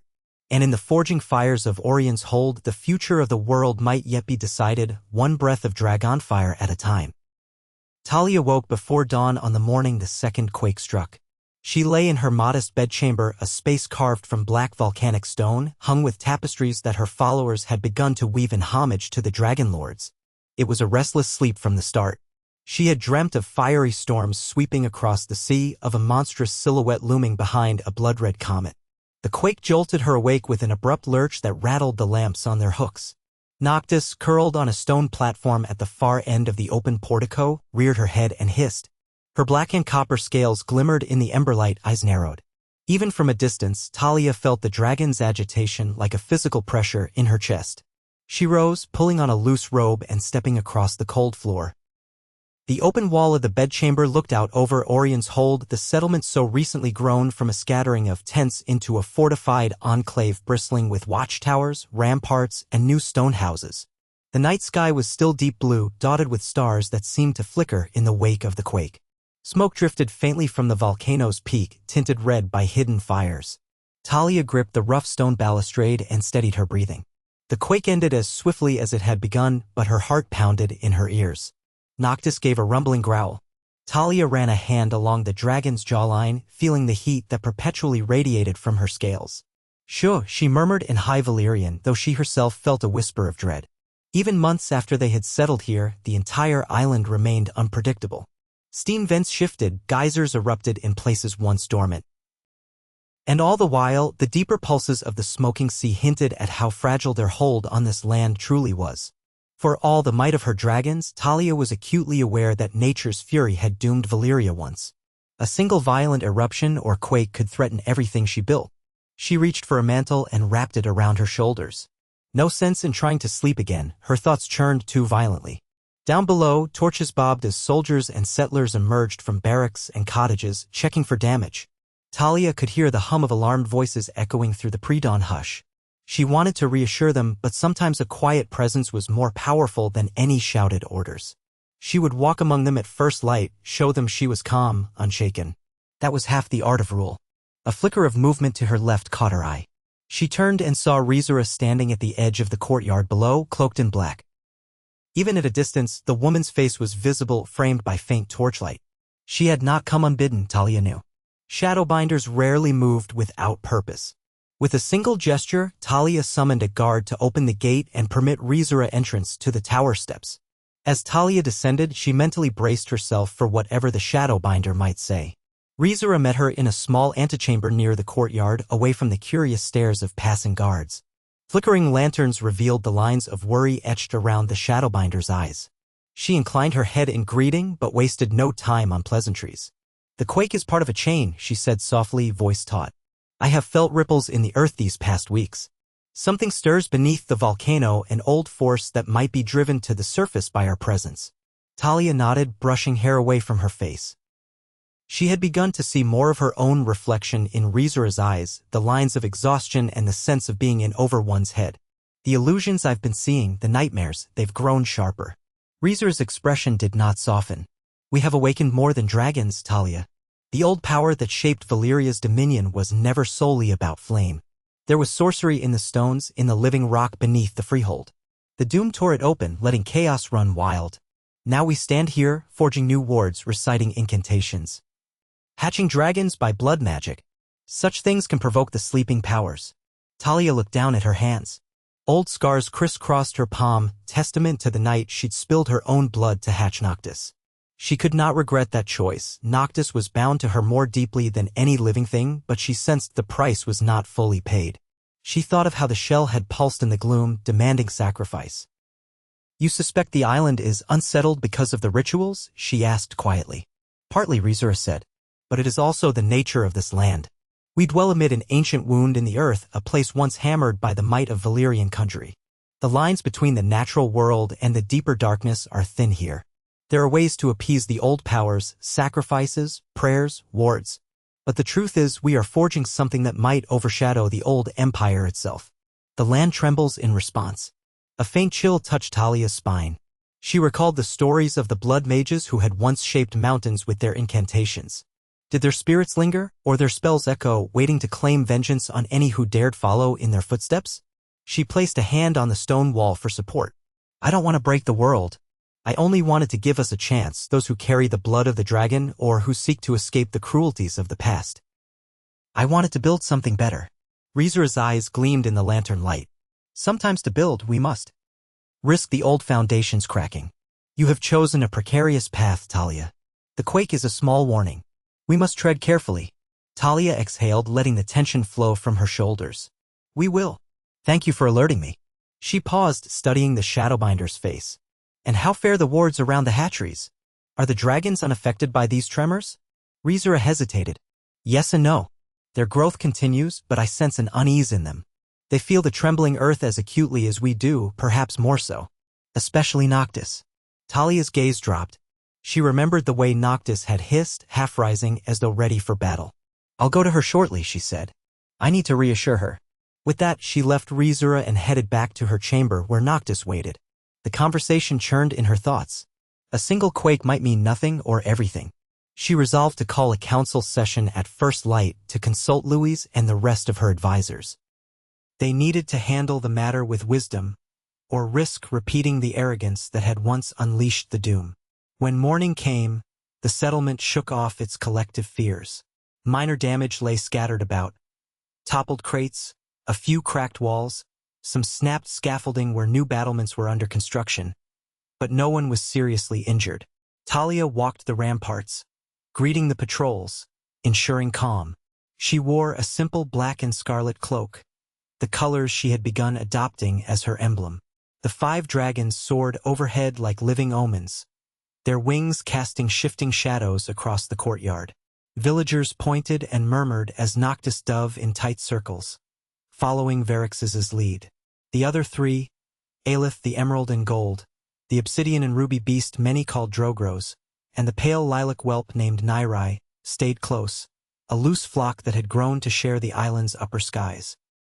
The council met in a circular chamber near the base of the largest tower, a space ringed with pillars carved from black basalt. Rays of sunlight angled down through apertures in the high ceiling, illuminating a large table hewn from polished obsidian. Gathered around it were Louis, the aging maester who had cast aside his chains to follow Talia's cause, Rizura, Vero the merchant-turned-advisor, his arms still carrying scars from the day Varixes burned him in the thwarted coup, and a handful of other trusted leaders. Talia took her seat, resisting the urge to fidget. She could sense their eagerness, the tension that never fully dissipated. Vero began with a report of the broader political landscape. Word of our victory over Volantis has spread. Bravos is uneasy, possibly preparing to blockade our trade routes if we expand too aggressively. Norvos and Cohor have sent envoys to gauge our intentions. Cohor in particular is curious about forging an accord to trade in Valyrian artifacts. I suspect they want your help re-enchanting items they've found in old ruins. Yukai has extended an offer of alliance if we help them quell rebellious factions in their region. And Myrene, well, rumors swirl that a new would-be Khal is harassing their outskirts. They might look to us for protection if we prove our strength. Talia steepled her fingers, scanning the table. We cannot overextend, she cautioned. We're still building. Our hold is not as unassailable as some might think. We have 5 dragons, yes, but each is still maturing and every conflict drains our resources. Vero inclined his head. Agreed. But ignoring opportunities could also be unwise. Time is our ally now, but it could become our enemy if we stagnate. Louis spoke next, his voice soft but clear. I fear to mention it, but there are also rumors from Westeros that the Iron Bank of Bravos might fund a rival claimant to our power. If they find some Targaryen pretender or any Valyrian-blooded figure and back them as a puppet, we could be forced into a confrontation. I do not suggest immediate aggression, but we should not assume our flank is safe. Rizura's gaze flickered. This new quake complicates matters. If the island is growing unstable, waging distant campaigns will not help. Perhaps we should focus on securing the settlement, warding it, ensuring we do not provoke an eruption. Vero looked skeptical. An eruption? This place has been smoking for centuries.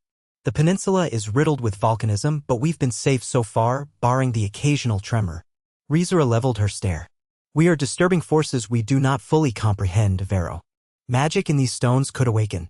The ancients-shaped landscapes tried to bend the mountains to their will. That hubris ended in Cataclysm. I won't see us repeat it. A tense silence followed. All eyes turned to Talia. She stroked the black-veined basalt of the table, feeling the chill of the stone. We will not be reckless, she said at last. But neither can we hide behind our walls. The reason we formed this new empire was to create a sanctuary, an alternative to the brutal politics of the free cities.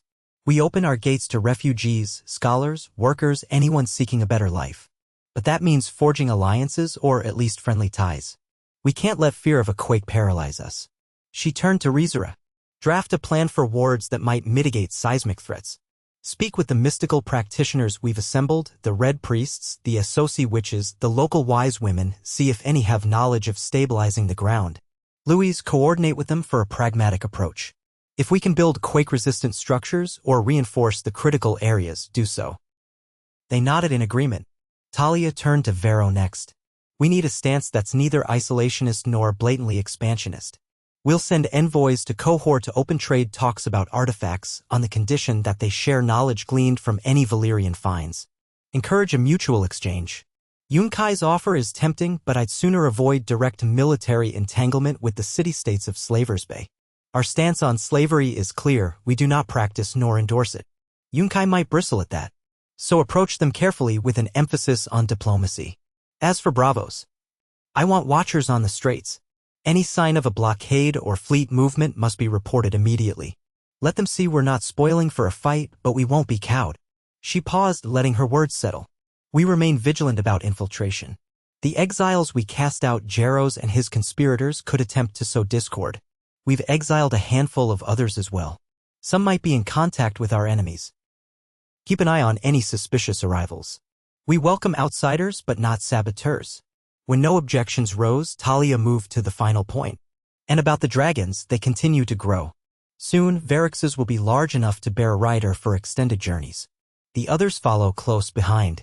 We must devise a plan for training riders, forging deeper bonds. If a day comes when we truly must defend ourselves or project our power, it will hinge on how well we can coordinate the dragons. But we do so carefully, respecting the line between mastery and arrogance. The council murmured in agreement. The meeting dispersed, leaving Talia with a swirl of tasks. As she rose, Vero touched her arm gently. Your words are wise, he said. But be cautious. This empire draws ambitious souls like moths to flame. Not all come seeking unity. Talia nodded, the tension behind her eyes flaring briefly. I know. That's why we have to keep the flame under control, lest we burn ourselves alive. She left the chamber, striding into the courtyard where morning light glowed across the black stone walls. Sentries saluted her, and she offered curt nods in return. She remembered, with a pang of nostalgia, how small and ragged their first encampment had been, just a ring of tents around the hot springs where they'd hatched the initial 4 eggs. Now the settlement boasted nearly 2,000 souls, and new ships arrived weekly, bearing everything from craftsmen to exiled nobility. The world was changing around them, drawn by the rumor of dragons. Her next stop was the hatchery, which had transformed from a crude ring of rocks into a grand structure built partly into the mountainside. Its walls were of basalt and obsidian, decorated with carvings of dragons in flight.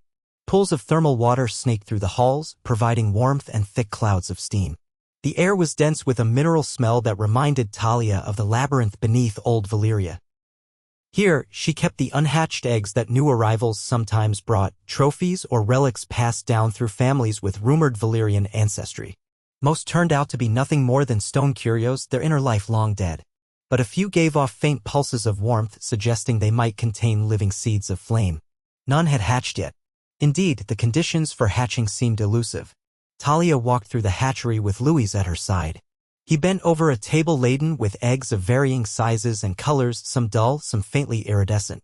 "We're missing something," he murmured.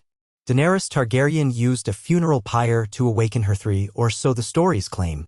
You used the heated springs and ancient incantations with blood. Perhaps the circumstances must be more dire or more catalytic. Talia touched a particularly large, dark egg etched with swirling patterns.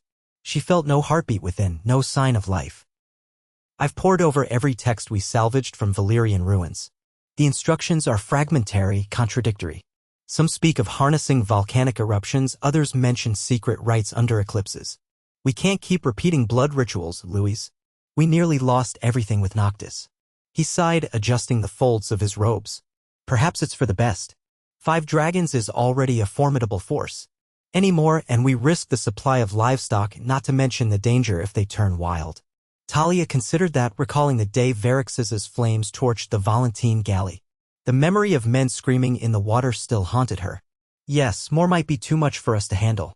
We don't want an empire that rests solely on terror.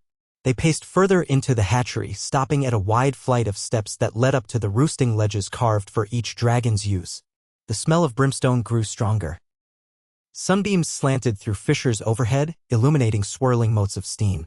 Talia could hear the faint shuffle of large claws against stone. Perhaps one of the dragons was perched above, dozing or observing.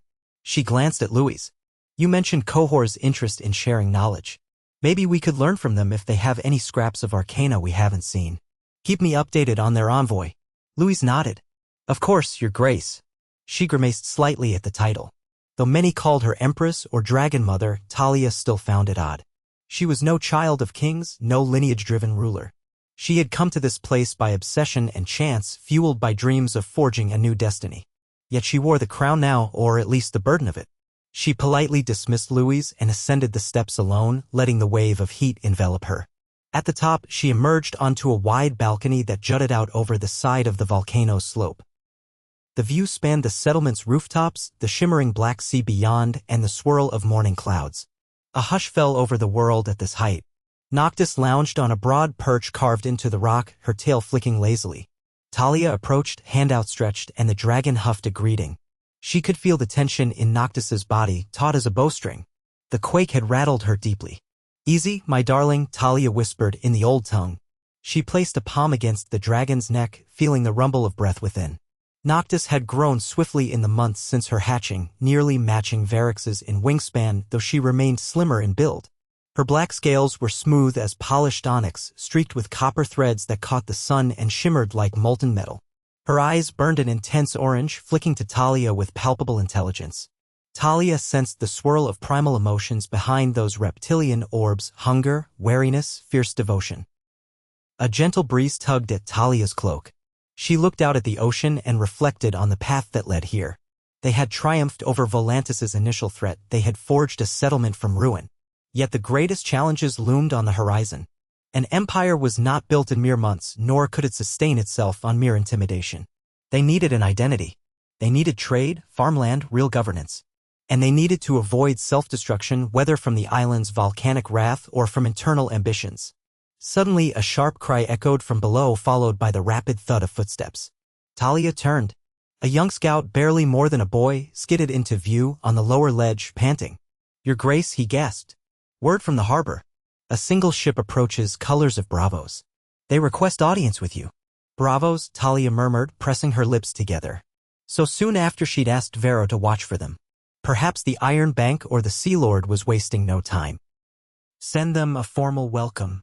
I'll meet them in the harbor courtyard." She dismissed the scout, then looked at Noctis. The dragon cocked her head, as though sensing Talia's tension. "Shall we greet our Bravosi guests in style?" she said softly. Noctis's eyes narrowed. A low rumble thrummed in her throat. Agreement or anticipation? Talia summoned the stable hand who managed the dragon harnesses. Though the dragons were still young, they had been fitted with leather harnesses for short flights. Talia had begun riding Varix's more frequently, but Noctis was bound to her by a deeper link. She felt it only right that her first true public flight in front of foreign dignitaries be upon the black and copper dragon who drank of her blood at hatching. Within minutes, the stable hand had secured the carefully layered straps, ensuring the harness would not chafe the still-growing spines. Talia mounted, settling herself on the saddle rig. She felt Noctis's muscles coil under her. The altitude made her heart pound, or perhaps it was the exhilaration of taking flight before an envoy that might represent their greatest threat yet. With a decisive nudge of her legs and a whispered phrase in high Valyrian, Sov's Noctis sprang forward off the balcony. The ground vanished beneath them, replaced by a dizzying drop toward the ramparts. Talia's breath caught in her throat. For an instant they plummeted, then Noctis flared her wings with a sharp snap, catching the updraft. Heat and wind battered Talia's face. They soared above the settlement spires, drawing gasps from those below. She circled once, scanning the horizon until she spotted the Bravosi vessel gliding into the cove. Its sails were striped purple and silver, emblazoned with the Titan of Bravos. Talia guided Noctis to the large courtyard near the waterfront where watchmen had cleared a wide space. The black walls formed a half-circle that overlooked the sea. She landed heavily, stirring dust. Archers on the ramparts stood at attention, though Talia had ordered them not to threaten the ship directly. Let the Bravosi approach under a flag of truce. A smaller skiff ferrying the envoy glided to the pier. Talia waited as a cluster of richly robed figures disembarked. She saw 3 men and 1 woman, each wearing the distinctive finery of Bravosi upper circles, dark cloaks trimmed with elaborate braids, small half-capes pinned at the shoulder, and intricately embroidered gloves. The woman led the group, stepping forward with impeccable poise. She held herself with a confidence that suggested either high birth or a high station in the Iron Bank or Sea Lord's court. Her expression was coolly appraising as she looked up at Talia astride the dragon. Talia dismounted, letting Noctis loom behind her as a silent statement of power. "Welcome to Orion's Hold," she called, her voice carrying in the morning air. "I am Talia Mager. To whom do I speak?" The Bravosi envoy offered a measured bow. "I am Triana of the Iron Bank, named delegate for the Sea Lord and our institution. We bring greetings from Bravos and request peaceful audience with the one they named Dragamother." Talia descended a short flight of carved steps to meet Triana on level ground. She offered a polite smile.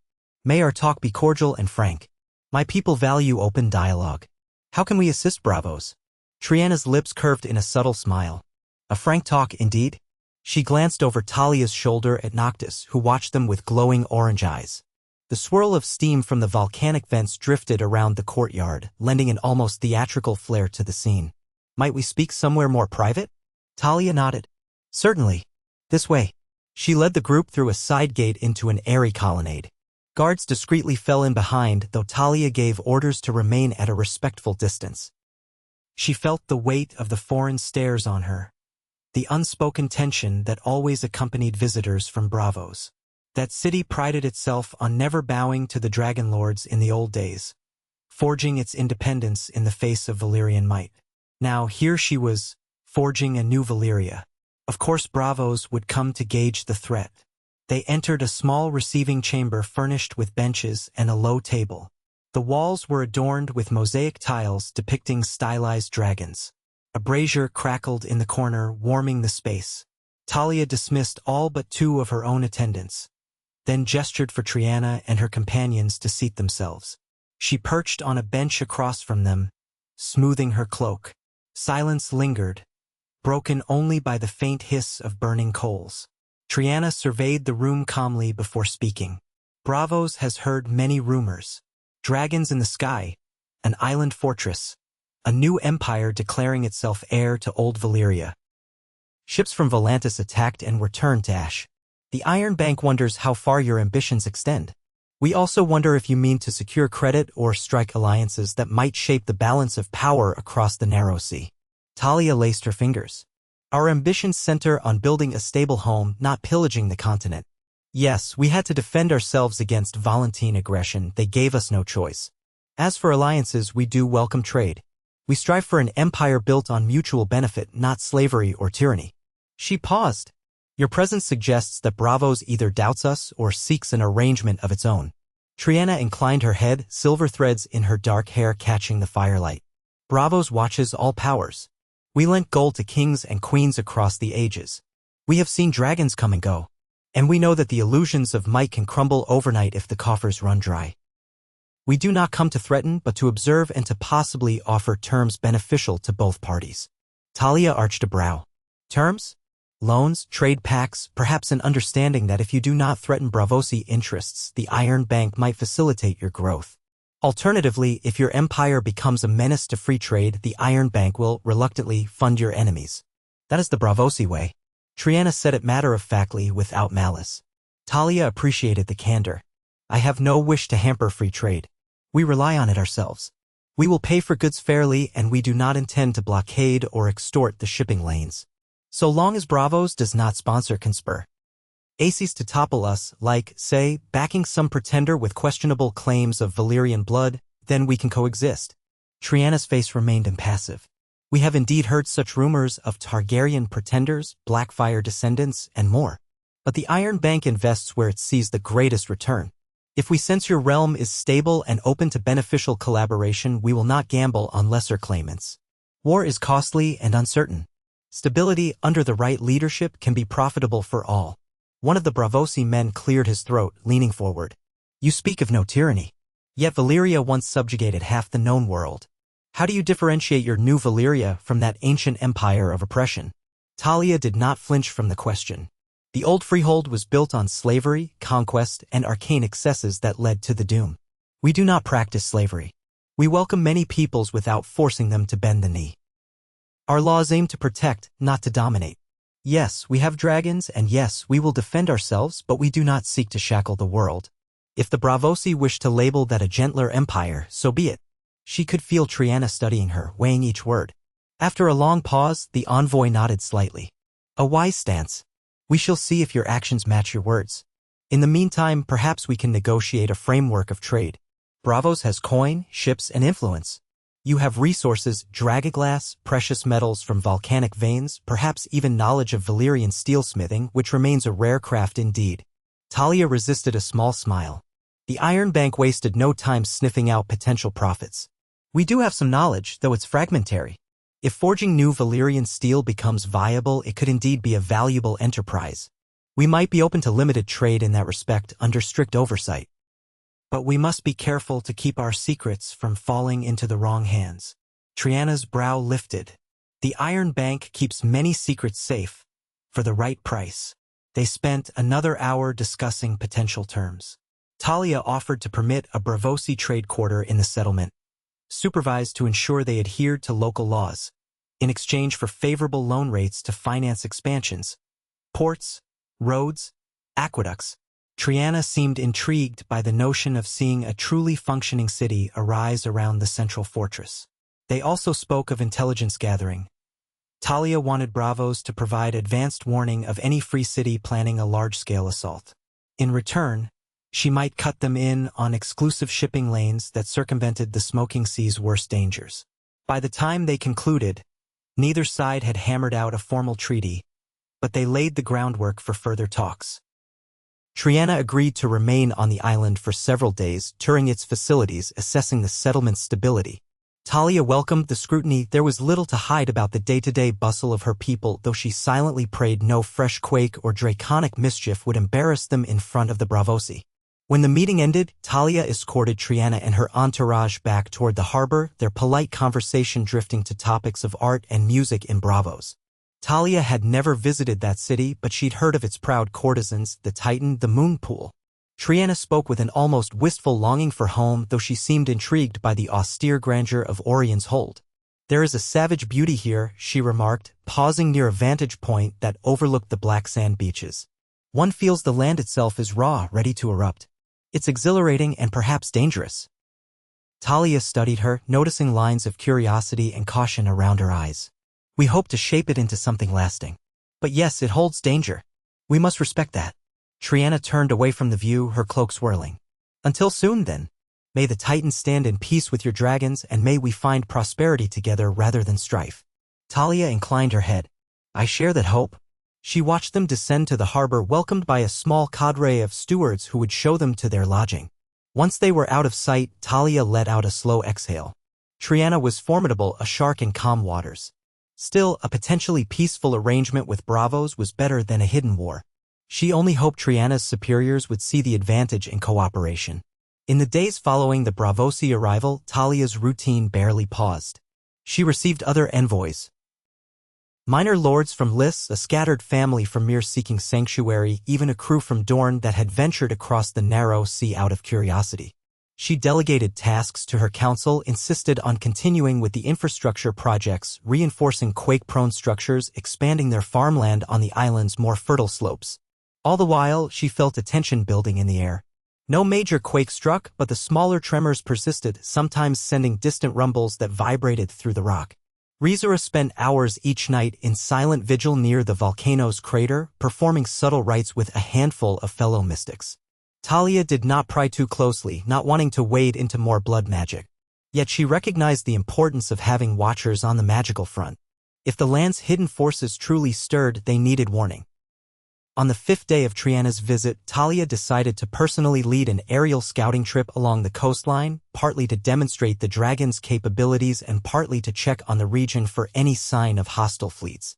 With Triana's consent and perhaps mild reluctance, she accompanied Talia aboard Noctis, determined to see the island from the sky. Talia supplied her with a harness of her own, carefully linked to Talia's seat so that the Bravosi envoy would not slip. Triana's companions watched anxiously from the ground as the pair ascended to the roosting ledge. The morning air was crisp, golden light glinting on Noctis's black scales. Talia took a moment to soothe the dragon, speaking in lilting Valyrian phrases.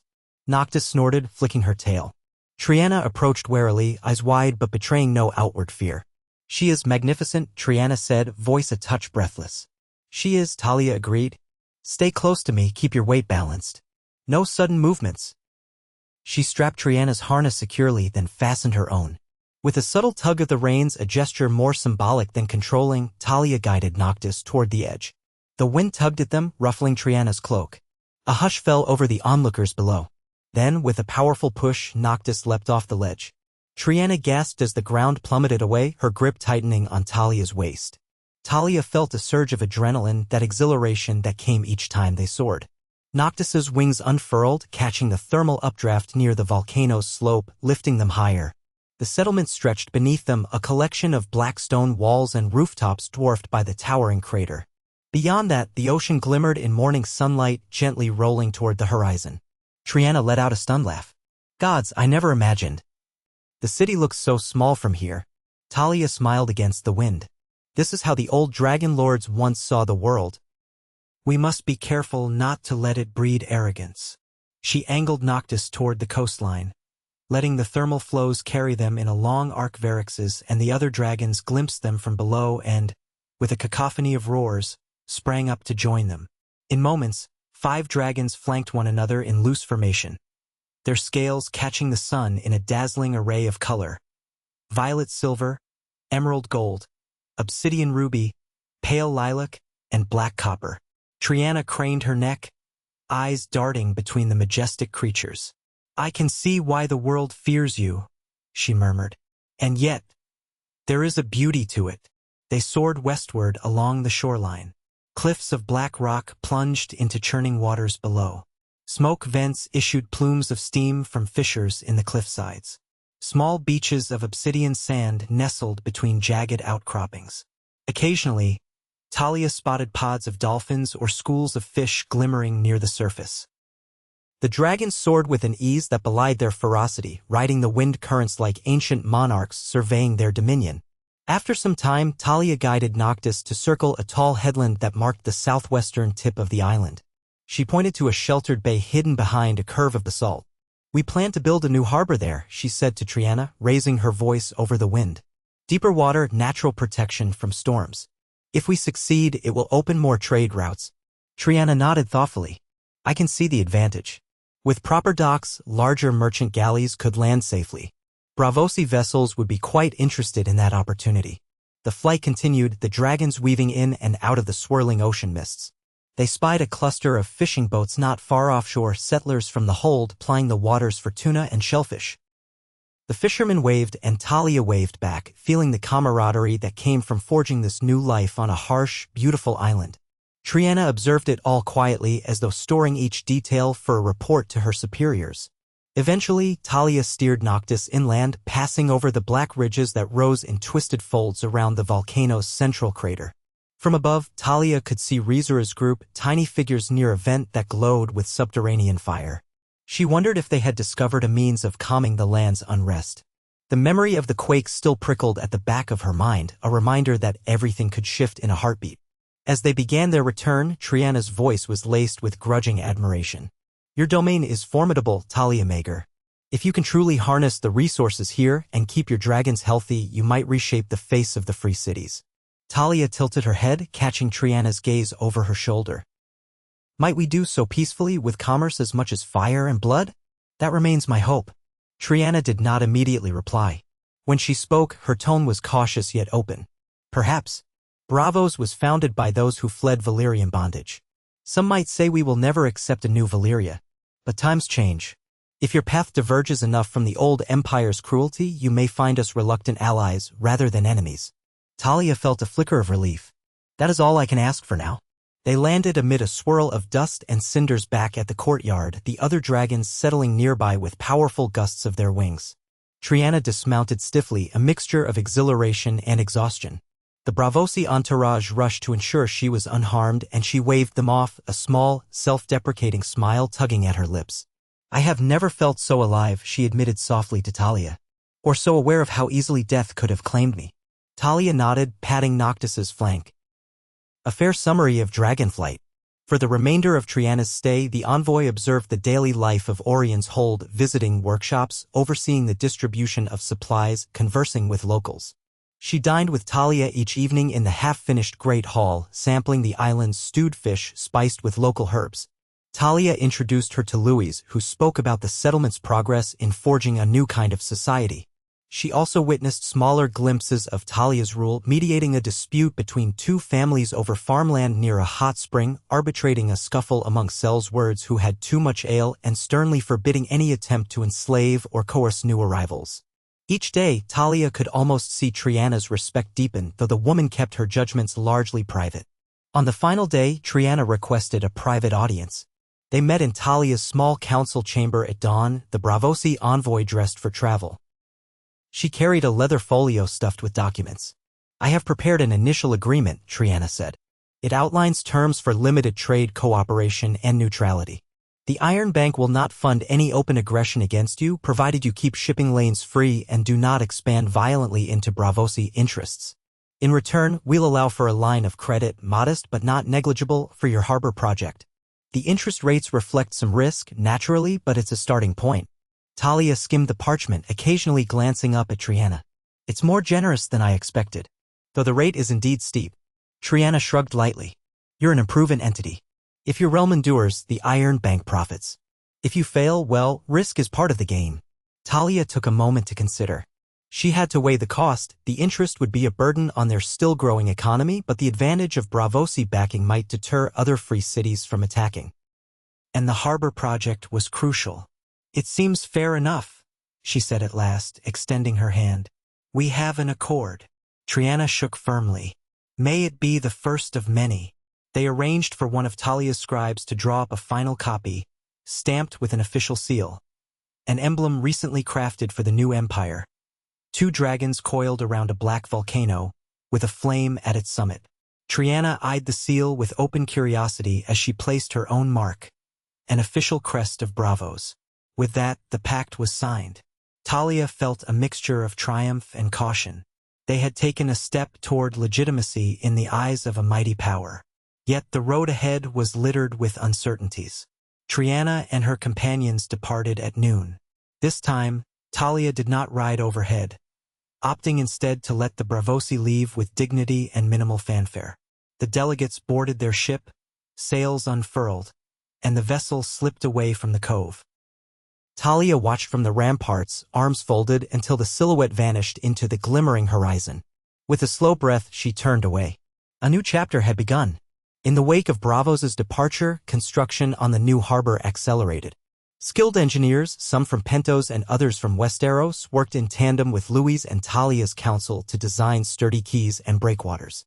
Massive blocks of basalt were quarried from the island's northern cliffs, then hauled by teams of mules and cunningly placed to form the harbor's foundation. With Bravosi credit, more laborers and specialists arrived, eager to earn a wage under the shadow of dragons. The settlement bustled, forging a sense of optimism that belied the ongoing minor tremors.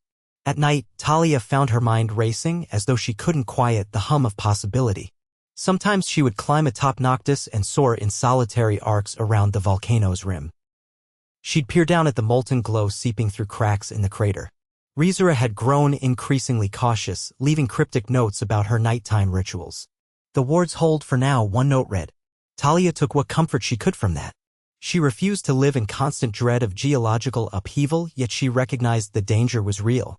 3 weeks after Triana's departure, the Triarchs of Volantis sent an embassy under a flag of truce carried in a small but exquisitely outfitted galley. Talia's watchers spotted them on the horizon at dawn, and tension soared. Though the Triarchs had lost the earlier naval skirmish, they remained a formidable city-state with ancient prestige. Many in Orion's hold whispered that a trap was coming, or that the Triarchs merely sought to lull them before unleashing a stronger fleet. But Talia, guided by her principle of measured diplomacy, chose to receive them peaceably. She allowed them to dock in the newly bustling harbor, though the half-finished walls and piles of stone made for a less regal welcome. The Volantine envoy was a tall man with crisp robes embroidered with tiger stripes, a sign of the city's ruling faction. He introduced himself as Malithar, a special emissary from the Triarchs. His face was shrewd, with hooded eyes that flicked up at the roaring dragons overhead. Talia greeted him courteously at the wharf. Once again, she had Noctis perched on a distant crag as a visible deterrent, but she refrained from immediate showy flights. "Welcome to Orion's hold," Talia said, her tone neutral. "I trust you come with peaceful intent?" Malithar offered a short bow. "Indeed, my lady. The Triarchs have come to realize that hostilities serve neither side. We wish to discuss a new arrangement, one that might avert further bloodshed." Talia led him and his retinue to the Great Hall. By now, that hall had progressed from a wooden shell to a partially stone structure. Columns decorated with carved dragons supporting a high vaulted ceiling. The interior smelled of fresh mortar and dust. Workers paused to stare at the Volantine newcomers, all wearing robes of orange and black. Sel's words on Talia's side remained on alert, hands near sword hilts. Talia raised a reassuring hand, prompting everyone to return to their tasks. She guided Malithar toward a side chamber where the council table awaited. They sat. Talia offered wine from her own reserves, though Malithar barely sipped, clearly wary of possible poisons. She did not take offense. Instead, she studied him. "What do the Triarchs propose?" Malithar set his wine aside. "A truce to start. Volantis will not seek vengeance for the destruction of our war galley. Our Triarchs recognize that engagement was poorly conceived. In exchange, we ask that you refrain from interfering in Volantine affairs, especially in the disputed lands to the east. We also propose certain trade privileges if you guarantee safe passage of our ships along this portion of the coast. Our city still aims to expand its influence, but not at the cost of open war with dragons." Talia heard the subtext. They feared another clash with the dragons. She considered the request. Volantis was known for its ambition. Even after all these centuries, it clung to the dream of reuniting the old Valyrian territories under its rule. Talia would not help them subjugate others. "We have no wish to involve ourselves in the disputed lands," she said carefully, "so long as it does not conflict with our moral stance. If you intend to reintroduce slavery or wage war on innocent towns, we might find ourselves forced to take a stand." Malithar waved his hands in a mollifying gesture. Volantis does not aim to escalate. The Triarchs remain pragmatic. "You have dragons, there is no sense denying that changes the balance of power. We simply want to pledge that you will not obstruct Volantine shipping or expansions outside your immediate sphere. In return, we can offer silver, grain, and perhaps even knowledge gleaned from the archives in the Long Bridge. Old scrolls that might interest your scholars." His gaze flickered, reading Talia's reaction. "We know you are searching for fragments of Valyrian lore." Talia nodded slowly, intrigued despite her wariness. "We do value knowledge. We also need grain until our own farms fully develop. But be clear, we will not condone renewed slavery. We've heard rumors that some Triarchs are pushing for a return to the old ways. That would be unacceptable to this empire." Malithar's expression tightened. "Volantis is divided on the matter. Our city has a long history of such practices. But the Triarchs I represent, those in power at present, understand that times have changed. They are willing to moderate those impulses for the sake of trade and peace with you." Talia's suspicion flared. The politics of Volantis were notoriously fractious, with competing Triarchs and shifting alliances. But perhaps peace was possible if the more progressive faction remained dominant. "We can draft a non-aggression pact," she said, "detailing terms for trade and safe passage. But let me be clear, if we receive reliable word that Volantis is reinstituting slave raids or forcibly annexing free communities, we reserve the right to intervene." Malithar's lips thinned. "That is a strong condition." Talia spread her hands. "Your city attacked us once. We responded. If you do not repeat such aggression, if you truly seek peaceful commerce, you have little to fear from us. If you revert to tyranny, you force our hand." He bowed his head, a gesture of reluctant acceptance. "I will bring your terms to the Triarchs. May cooler heads prevail." They spent the next day haggling over details, assisted by Talia's counsel. Malithar's retinue grew uneasy when they saw the scale of the dragons overhead. Several times they flinched at the thunderous roars echoing across the ridges. Talia used that fear as leverage, remaining cordial but firm in her demands. By the end, they had a draft agreement. It was less generous than what Bravos had offered, largely because Talia did not trust Volantis. Still, a pact of non-aggression with limited trade was far better than open hostilities. As with Triana, Talia let the envoys depart unscathed, though she kept a watchful eye. The Triarchs might yet muster a stronger fleet if they felt cornered. But for now, it seemed they preferred to bide their time rather than risk more draconic wrath. The swirl of diplomacy left Talia exhausted. Each day brought new arrivals, new demands, new deals. She realized an empire was as much about forging relationships as it was about forging steel. Seasons shifted.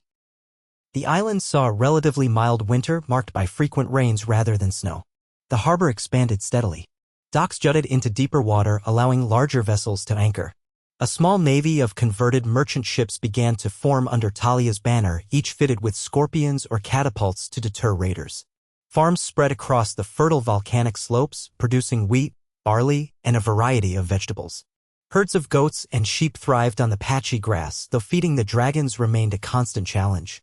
Hunting expeditions ranged further, sometimes returning with exotic beasts from the mainland. Talia worried about overextending, so she regulated the hunts, ensuring the dragons also fished the coastal waters when possible.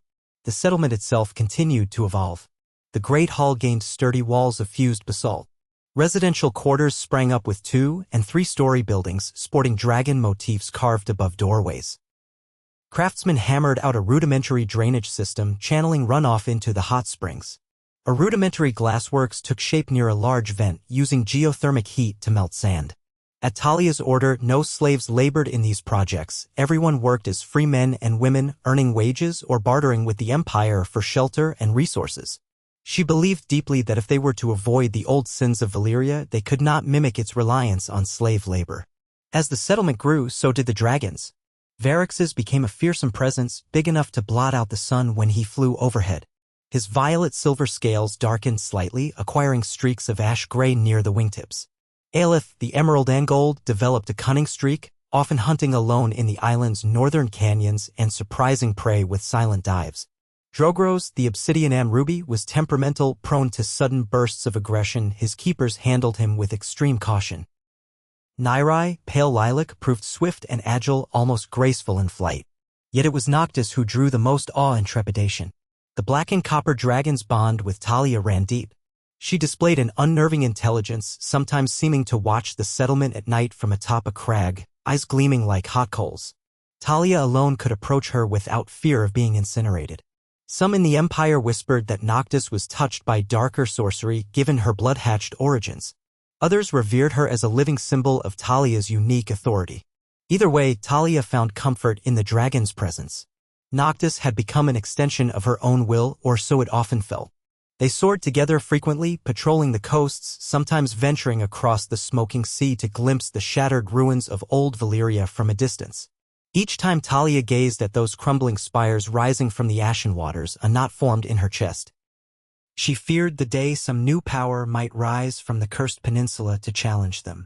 But so far, the land remained a haunted grave, undone by the doom. She chose not to dwell on ghosts beyond redemption. Her nights brought other worries.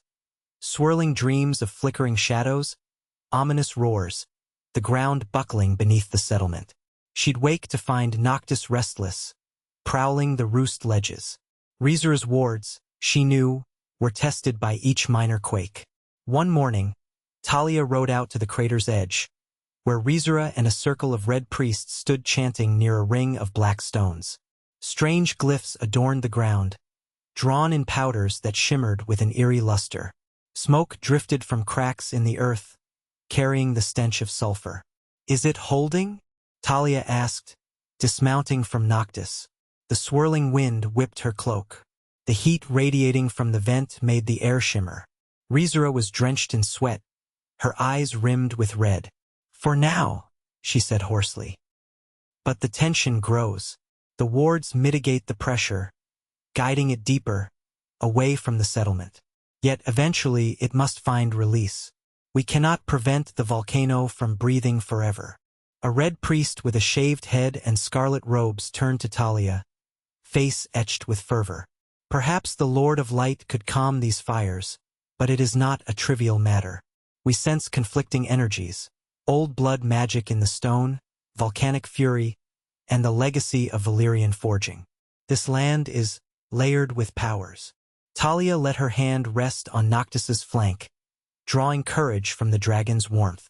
"If an eruption is inevitable, can we at least ensure the settlement remains safe? Divert the flows? Fortify the walls?" Rizra exchanged a glance with the priests. "Potentially, but we must be vigilant. A large eruption could devastate the island's farmland, poison the air. Evacuation might become necessary if the worst occurs." Talia set her jaw. "We'll prepare contingency plans. But let's not surrender to doom prematurely. Continue your wards, but don't take rash risks with blood magic. I'll not have innocent lives sacrificed in the name of convenience." Rizra bowed her head. "As you command." Leaving them to their rights, Talia took flight again. She soared above the crater, peering down into the swirling mists and molten glow. The beating heart of the volcano looked like the molten gaze of a sleeping titan, half-lidded yet watchful. She wondered if the price of forging a new Valyria was forever dancing on the edge of destruction. Perhaps that was the inescapable truth. The dragons were inseparable from the fires of creation and devastation alike. Yet life continued. More immigrants arrived, displaced villagers from the stepstones, a group of Ibonese traders, even a handful of Pentoshi artisans seeking freedom from heavy taxes. Some families came from as far as Westeros, hearing tales of a new society where skill and labor were rewarded, not shackled by feudal oaths. Talia welcomed them, mindful of tensions between locals and newcomers. She formed a small administrative body to register arrivals, provide land allotments or work placements, and integrate them into the city. Conflicts arose, but each one was addressed swiftly, with Talia or her council intervening to keep the peace. Some older families, particularly those who claimed direct Valyrian descent, muttered that Talia was diluting the purity of the new empire by inviting so many foreign bloodlines. Talia dismissed such talk. The day an empire obsessed over pure blood, it slid down the same path that once ended in the doom. She wanted a realm where the dragons symbolized unity and rebirth, not oppression. She hoped that sentiment would take root among her people. Meanwhile, the Braavosi trade quarter blossomed into a bustling district near the harbor. Elegant canal-style buildings, domed roofs, and courtyards sprang up. Colorful lanterns hung in the alleyways. Braavosi merchants imported fine silks, perfumes, fish, and rumor. They also brought coin, fueling the local economy. Talia kept a careful eye, ensuring no hidden sabotage. So far, the Braavosi seemed content to profit from the arrangement. Volantis, for its part, sent occasional caravans of goods, mostly grain, some exotic spices from deeper Essos. The Triarchs evidently wished to maintain a polite distance. Talia gleaned from travelers that internal power struggles in Volantis were intensifying. Some factions demanded the reconquest of old Valyrian colonies, while others insisted on forging ties with the new empire. For now, the Triarchs supporting peace held sway, but who knew how long that would last?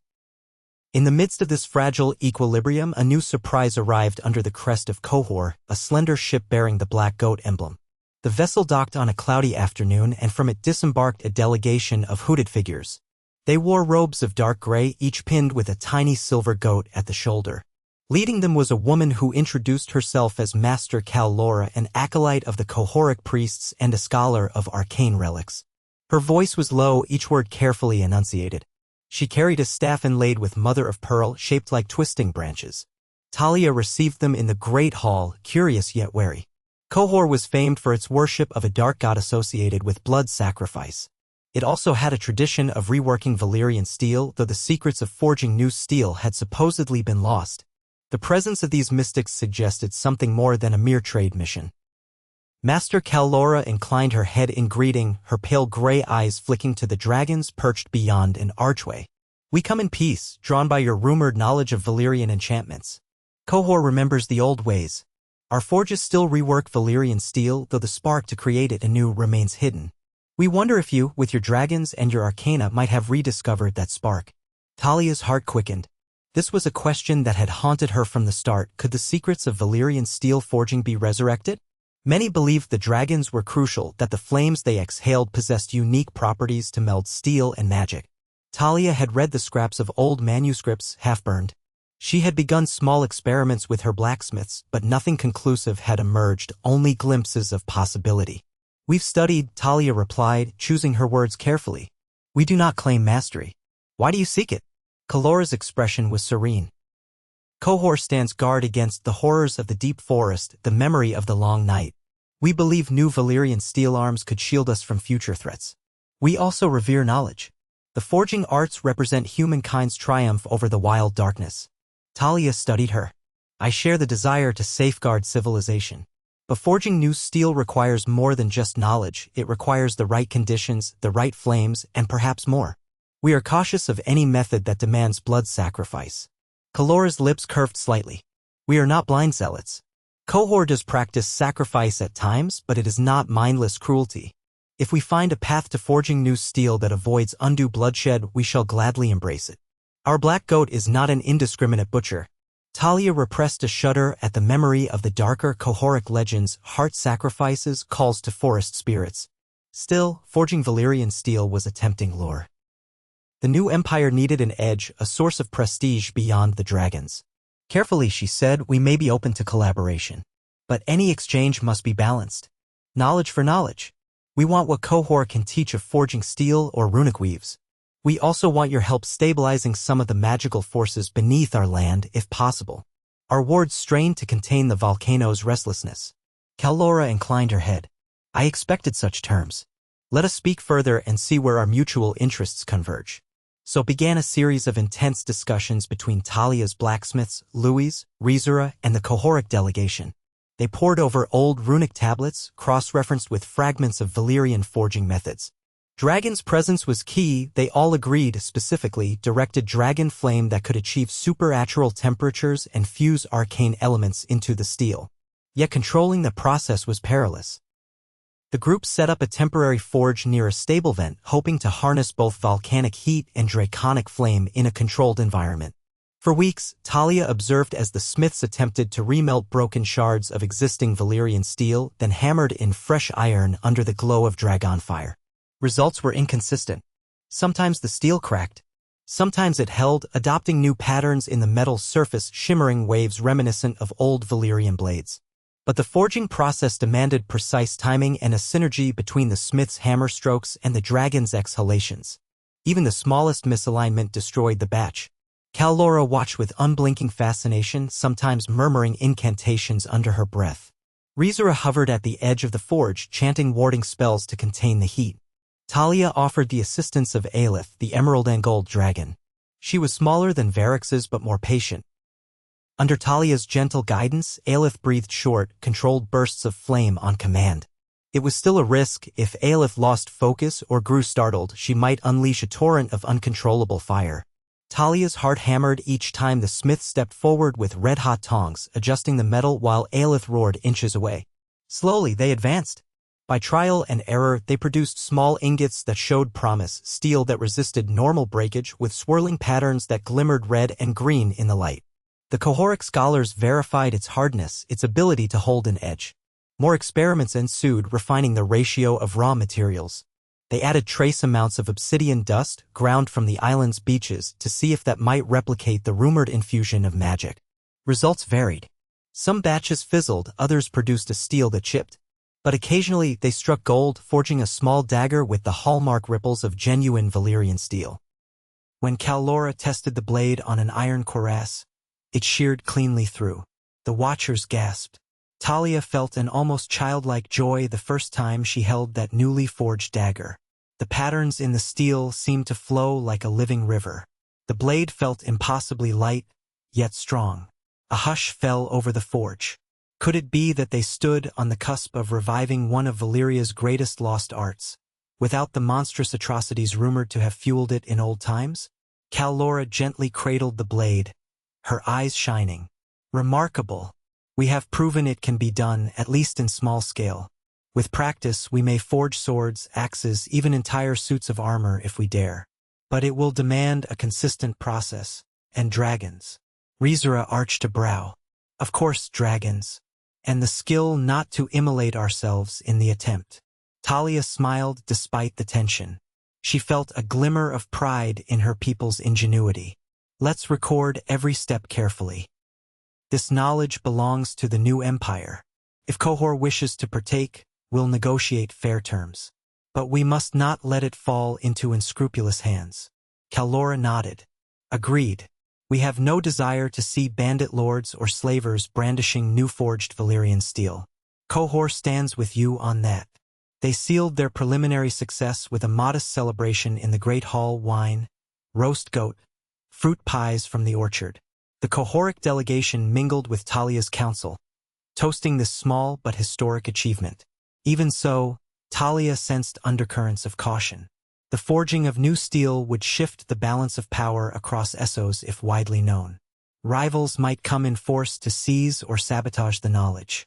Bravos might see it as a threat. Volantis might see it as a reason to rearm.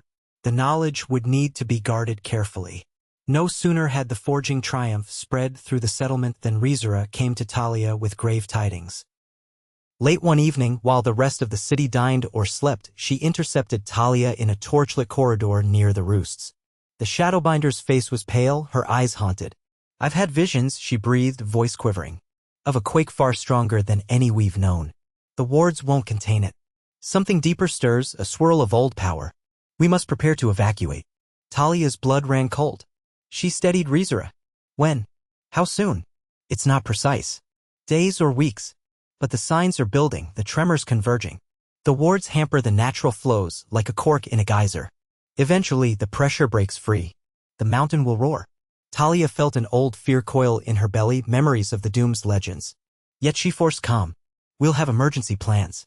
We can lead people to the far side of the island where the flows might not reach. The ships, we can load what we can, move to sea if needed." Rizura closed her eyes. It may still be catastrophic. Even out at sea, ash could blot the sky. We must be swift, cunning. And perhaps there is a desperate measure that might quell the eruption's worst fury. Talia's pulse hammered. What measure? Rizura did not answer immediately, her lips quivering with unspoken dread. Finally, she whispered, "A sacrifice. Not just an animal or two. A grand ritual akin to what the old blood mages attempted in Valyria, except more focused, directed at releasing the pressure in smaller bursts. But it would require many lives or powerful life essences. The type of magic you forbade. Talia recoiled. No. We are not butchers. We're not the old empire. Reborn grasped Talia's wrist, desperation in her eyes. Then prepare for a cataclysm. I do not ask this lightly. I have spent months searching the labyrinth beneath the hatchery, reading scraps from the hexagonal chamber. The texts speak of controlling volcanism through ritual, but the price was always blood. The magnitude of energy needed is immense. Talia wrenched free, heart pounding. She felt a wave of revulsion. All her efforts to create a kinder, freer empire threatened to unravel in the face of unstoppable geological fury. The old empire had used monstrous rites, draining entire villages. That path was monstrous. I won't do it, she rasped. We'll find another way. Evacuate if we must. But I won't stain this land with mass murder to hold back the earth. Reborn bowed her head, silent. Talia sensed the conflict warring within her, loyalty to Talia's ideals versus the cold, arcane logic of the old ways. Then we must hope evacuation suffices, she said at last, her voice hollow. Pray that the mountain's wrath doesn't consume us all. In the days that followed, Talia quietly mobilized an emergency evacuation plan. She did not announce the full gravity of the danger, fearing panic. Instead, she instructed the harbor to stock extra provisions. Ships were readied, including a few large Bravosi merchant vessels in port. Farmers on the volcano's slopes were told to move livestock closer to the city.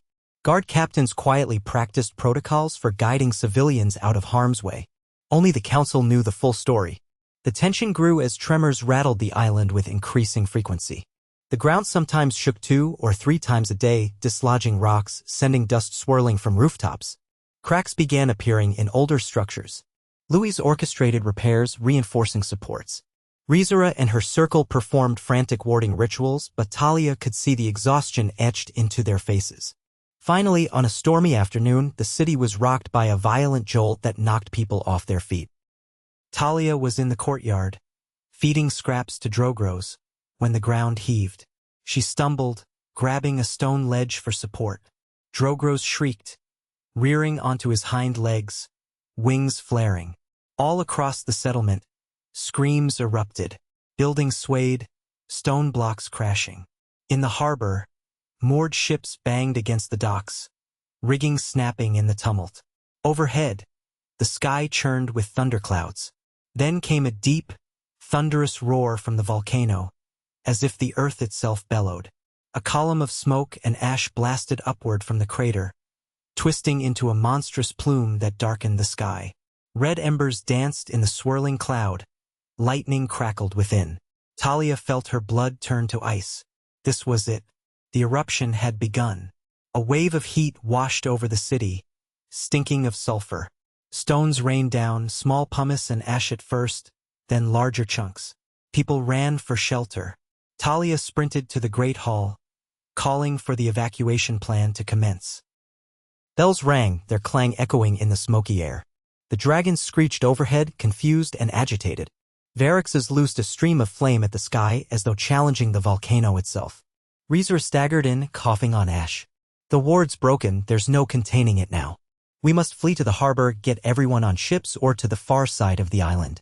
Flows of lava may come from the southern slope. Talia nodded, her voice ringing with an authority that belied her panic. Begin the evacuation. Guards, help guide families and wounded to the vessels. Those who can't fit, move inland to the high northern cliffs. We have some shelters there.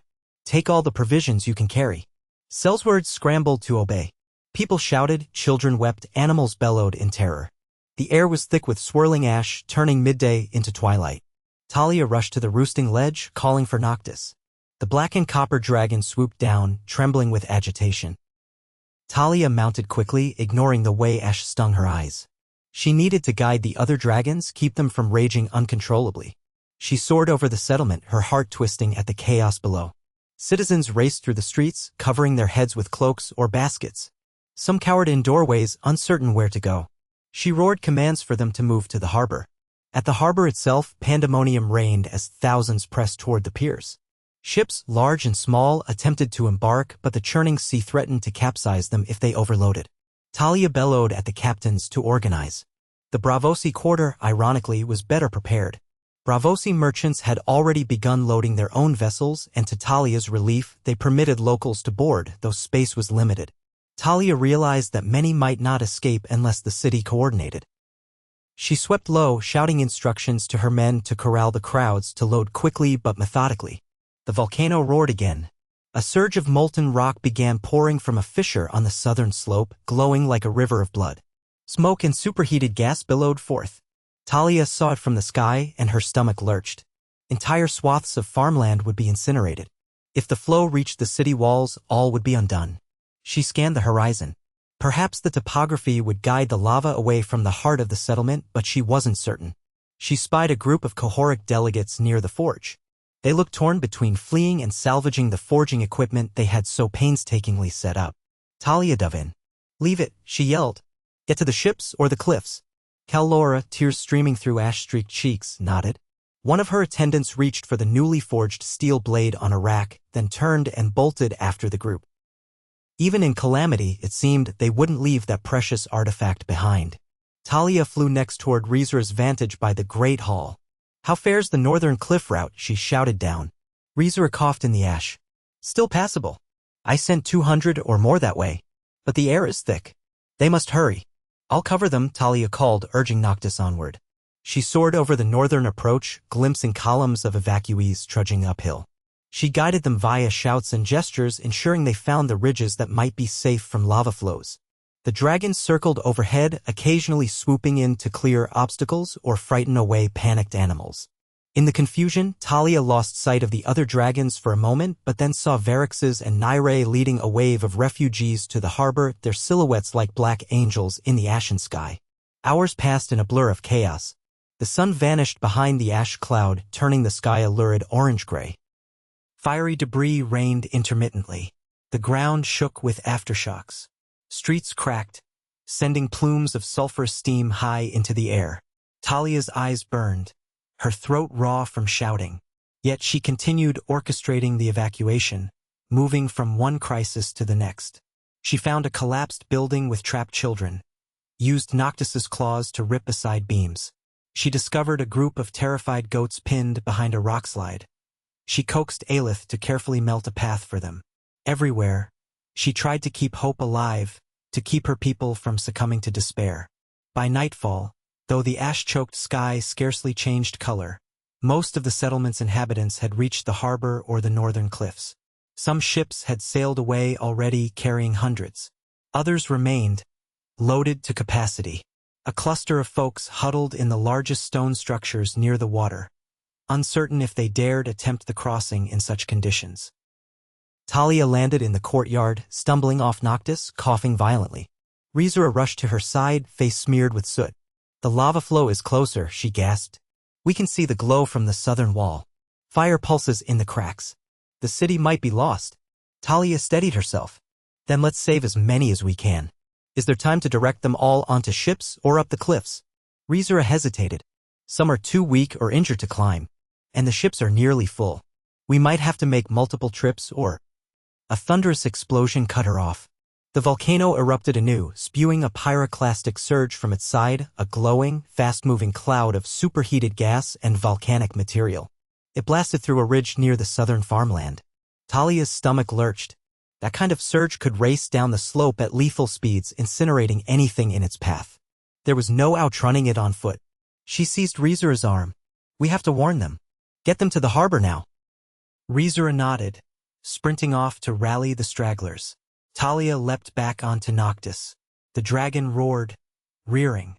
She soared above the rooftops, scanning the southern approach. A roiling mass of ash and fire hurtled down the slope, devouring trees, farmland, everything. The great hall was in its path.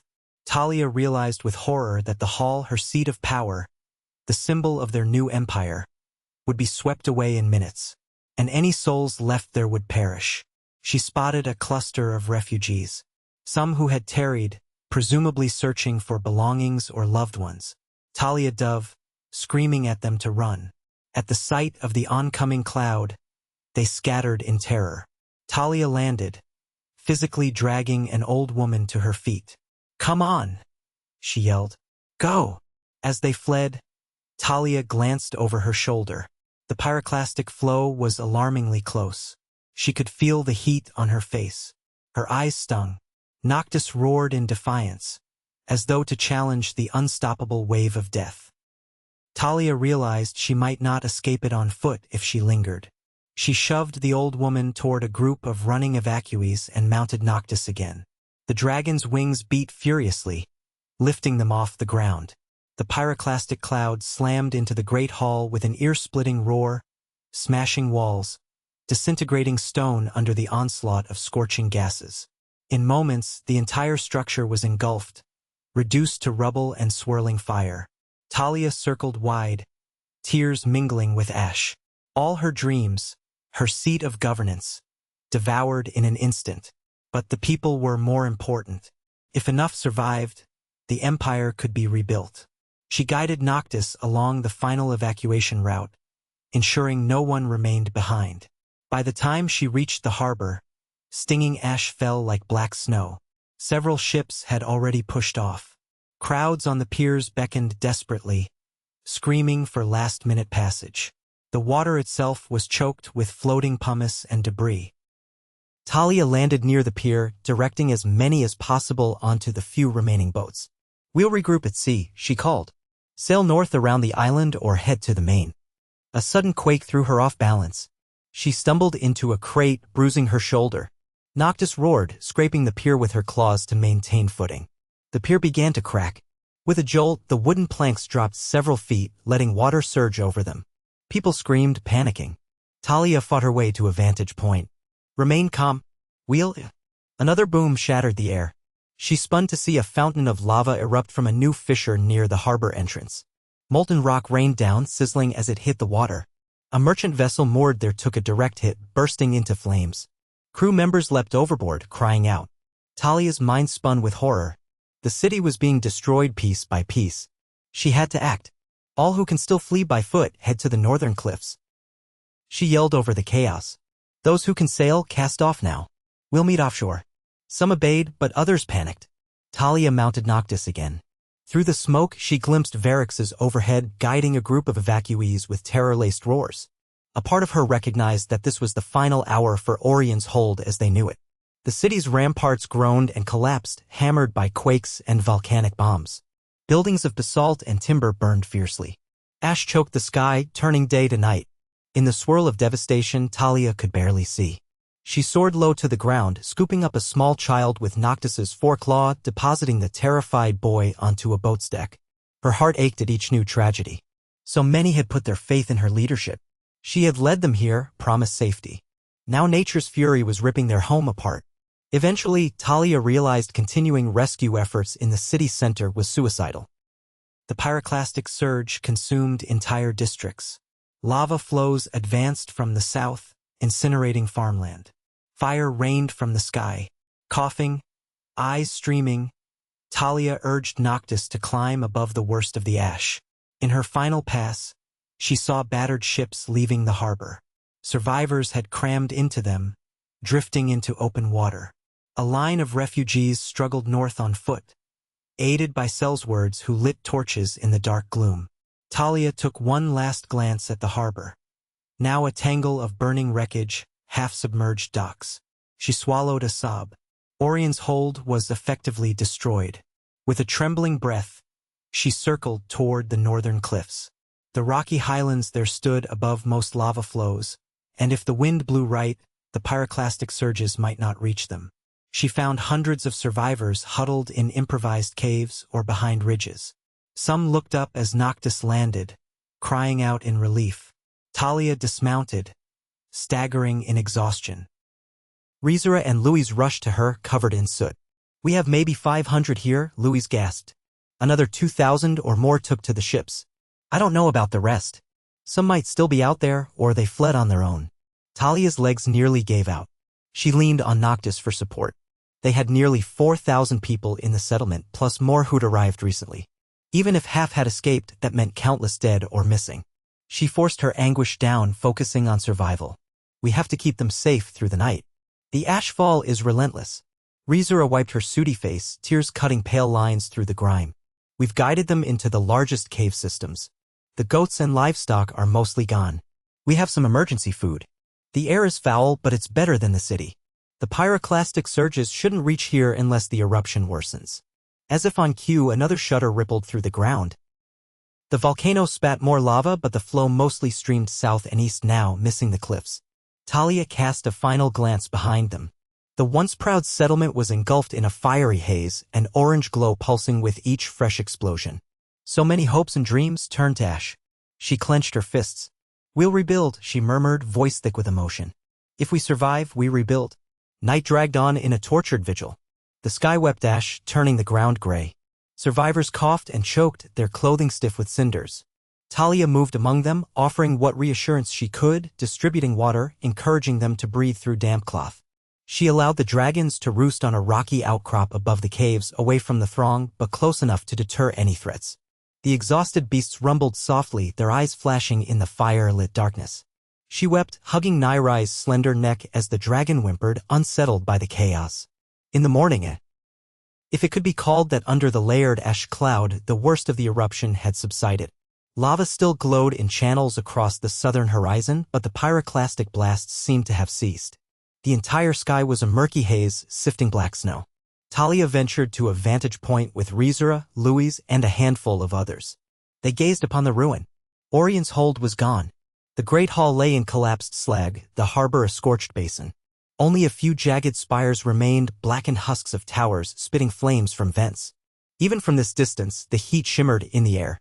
Talia turned away, tears streaking her cheeks. She felt hollow, numb. Rizura placed a tentative hand on her shoulder. "We're alive," she said softly. "Many survived. We can find a new beginning. The Empire isn't just stone walls, it's the people." Talia swallowed hard, burying her grief. "Yes. We still have the dragons. We have some ships at sea, some shelter here." She forced herself to stand straighter, addressing the survivors who gathered behind her.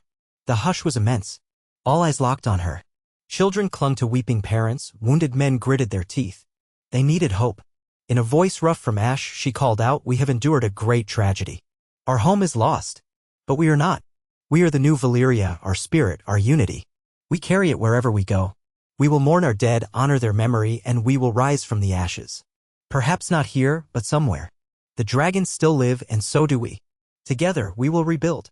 A murmur rippled through the crowd, some nodding, tears falling, but also a spark of determination. Talia looked to Louise, Rizura, and the captains who led the survivors. "We must gather what we can. If the farmland is gone, there's no staying here. We'll send word to the ships offshore, see if they can ferry supplies. Then, we find a new place. Another corner of the peninsula or an isle less volatile. We will not vanish. We will not be undone by this cataclysm." She paused, letting the weight of her words sink in. In her heart, she mourned all she had built, the hall, the library, the hatchery, the keys. But a deeper resolve stirred. The Empire was more than a single city. If old Valyria had taught them anything, it was that arrogance and over-reliance on one place spelled doom. She would not let that be their end. The dragons were proof of what they could accomplish. Now they just needed a safer seat of power. Turning to Rizura, she spoke quietly. "Did you see this in your visions?" Rizura's face was drawn. "I saw a catastrophe, but not precisely this. Now the land has vented its fury. Perhaps we can find calmer shores." Talia nodded, gazing at the fiery horizon where her city once stood. "Then we shall embark on a new journey. Let the fires burn away the old illusions. We remain the new dragon lords, tempered by adversity. We will rise again." She lifted her gaze to the ash-laden sky, where Noctis circled with a mournful roar. Black wings against black clouds, a silhouette of defiance. Talia felt that same defiance sear her bones. The road ahead might be long and fraught, but the dream lived on in each survivor, each dragon roar. Old Valyria had perished in its cataclysm. But they were not old Valyria. They were something new. And they would be reborn from these ashes, forging an empire that might, at last, break the cycle of doom.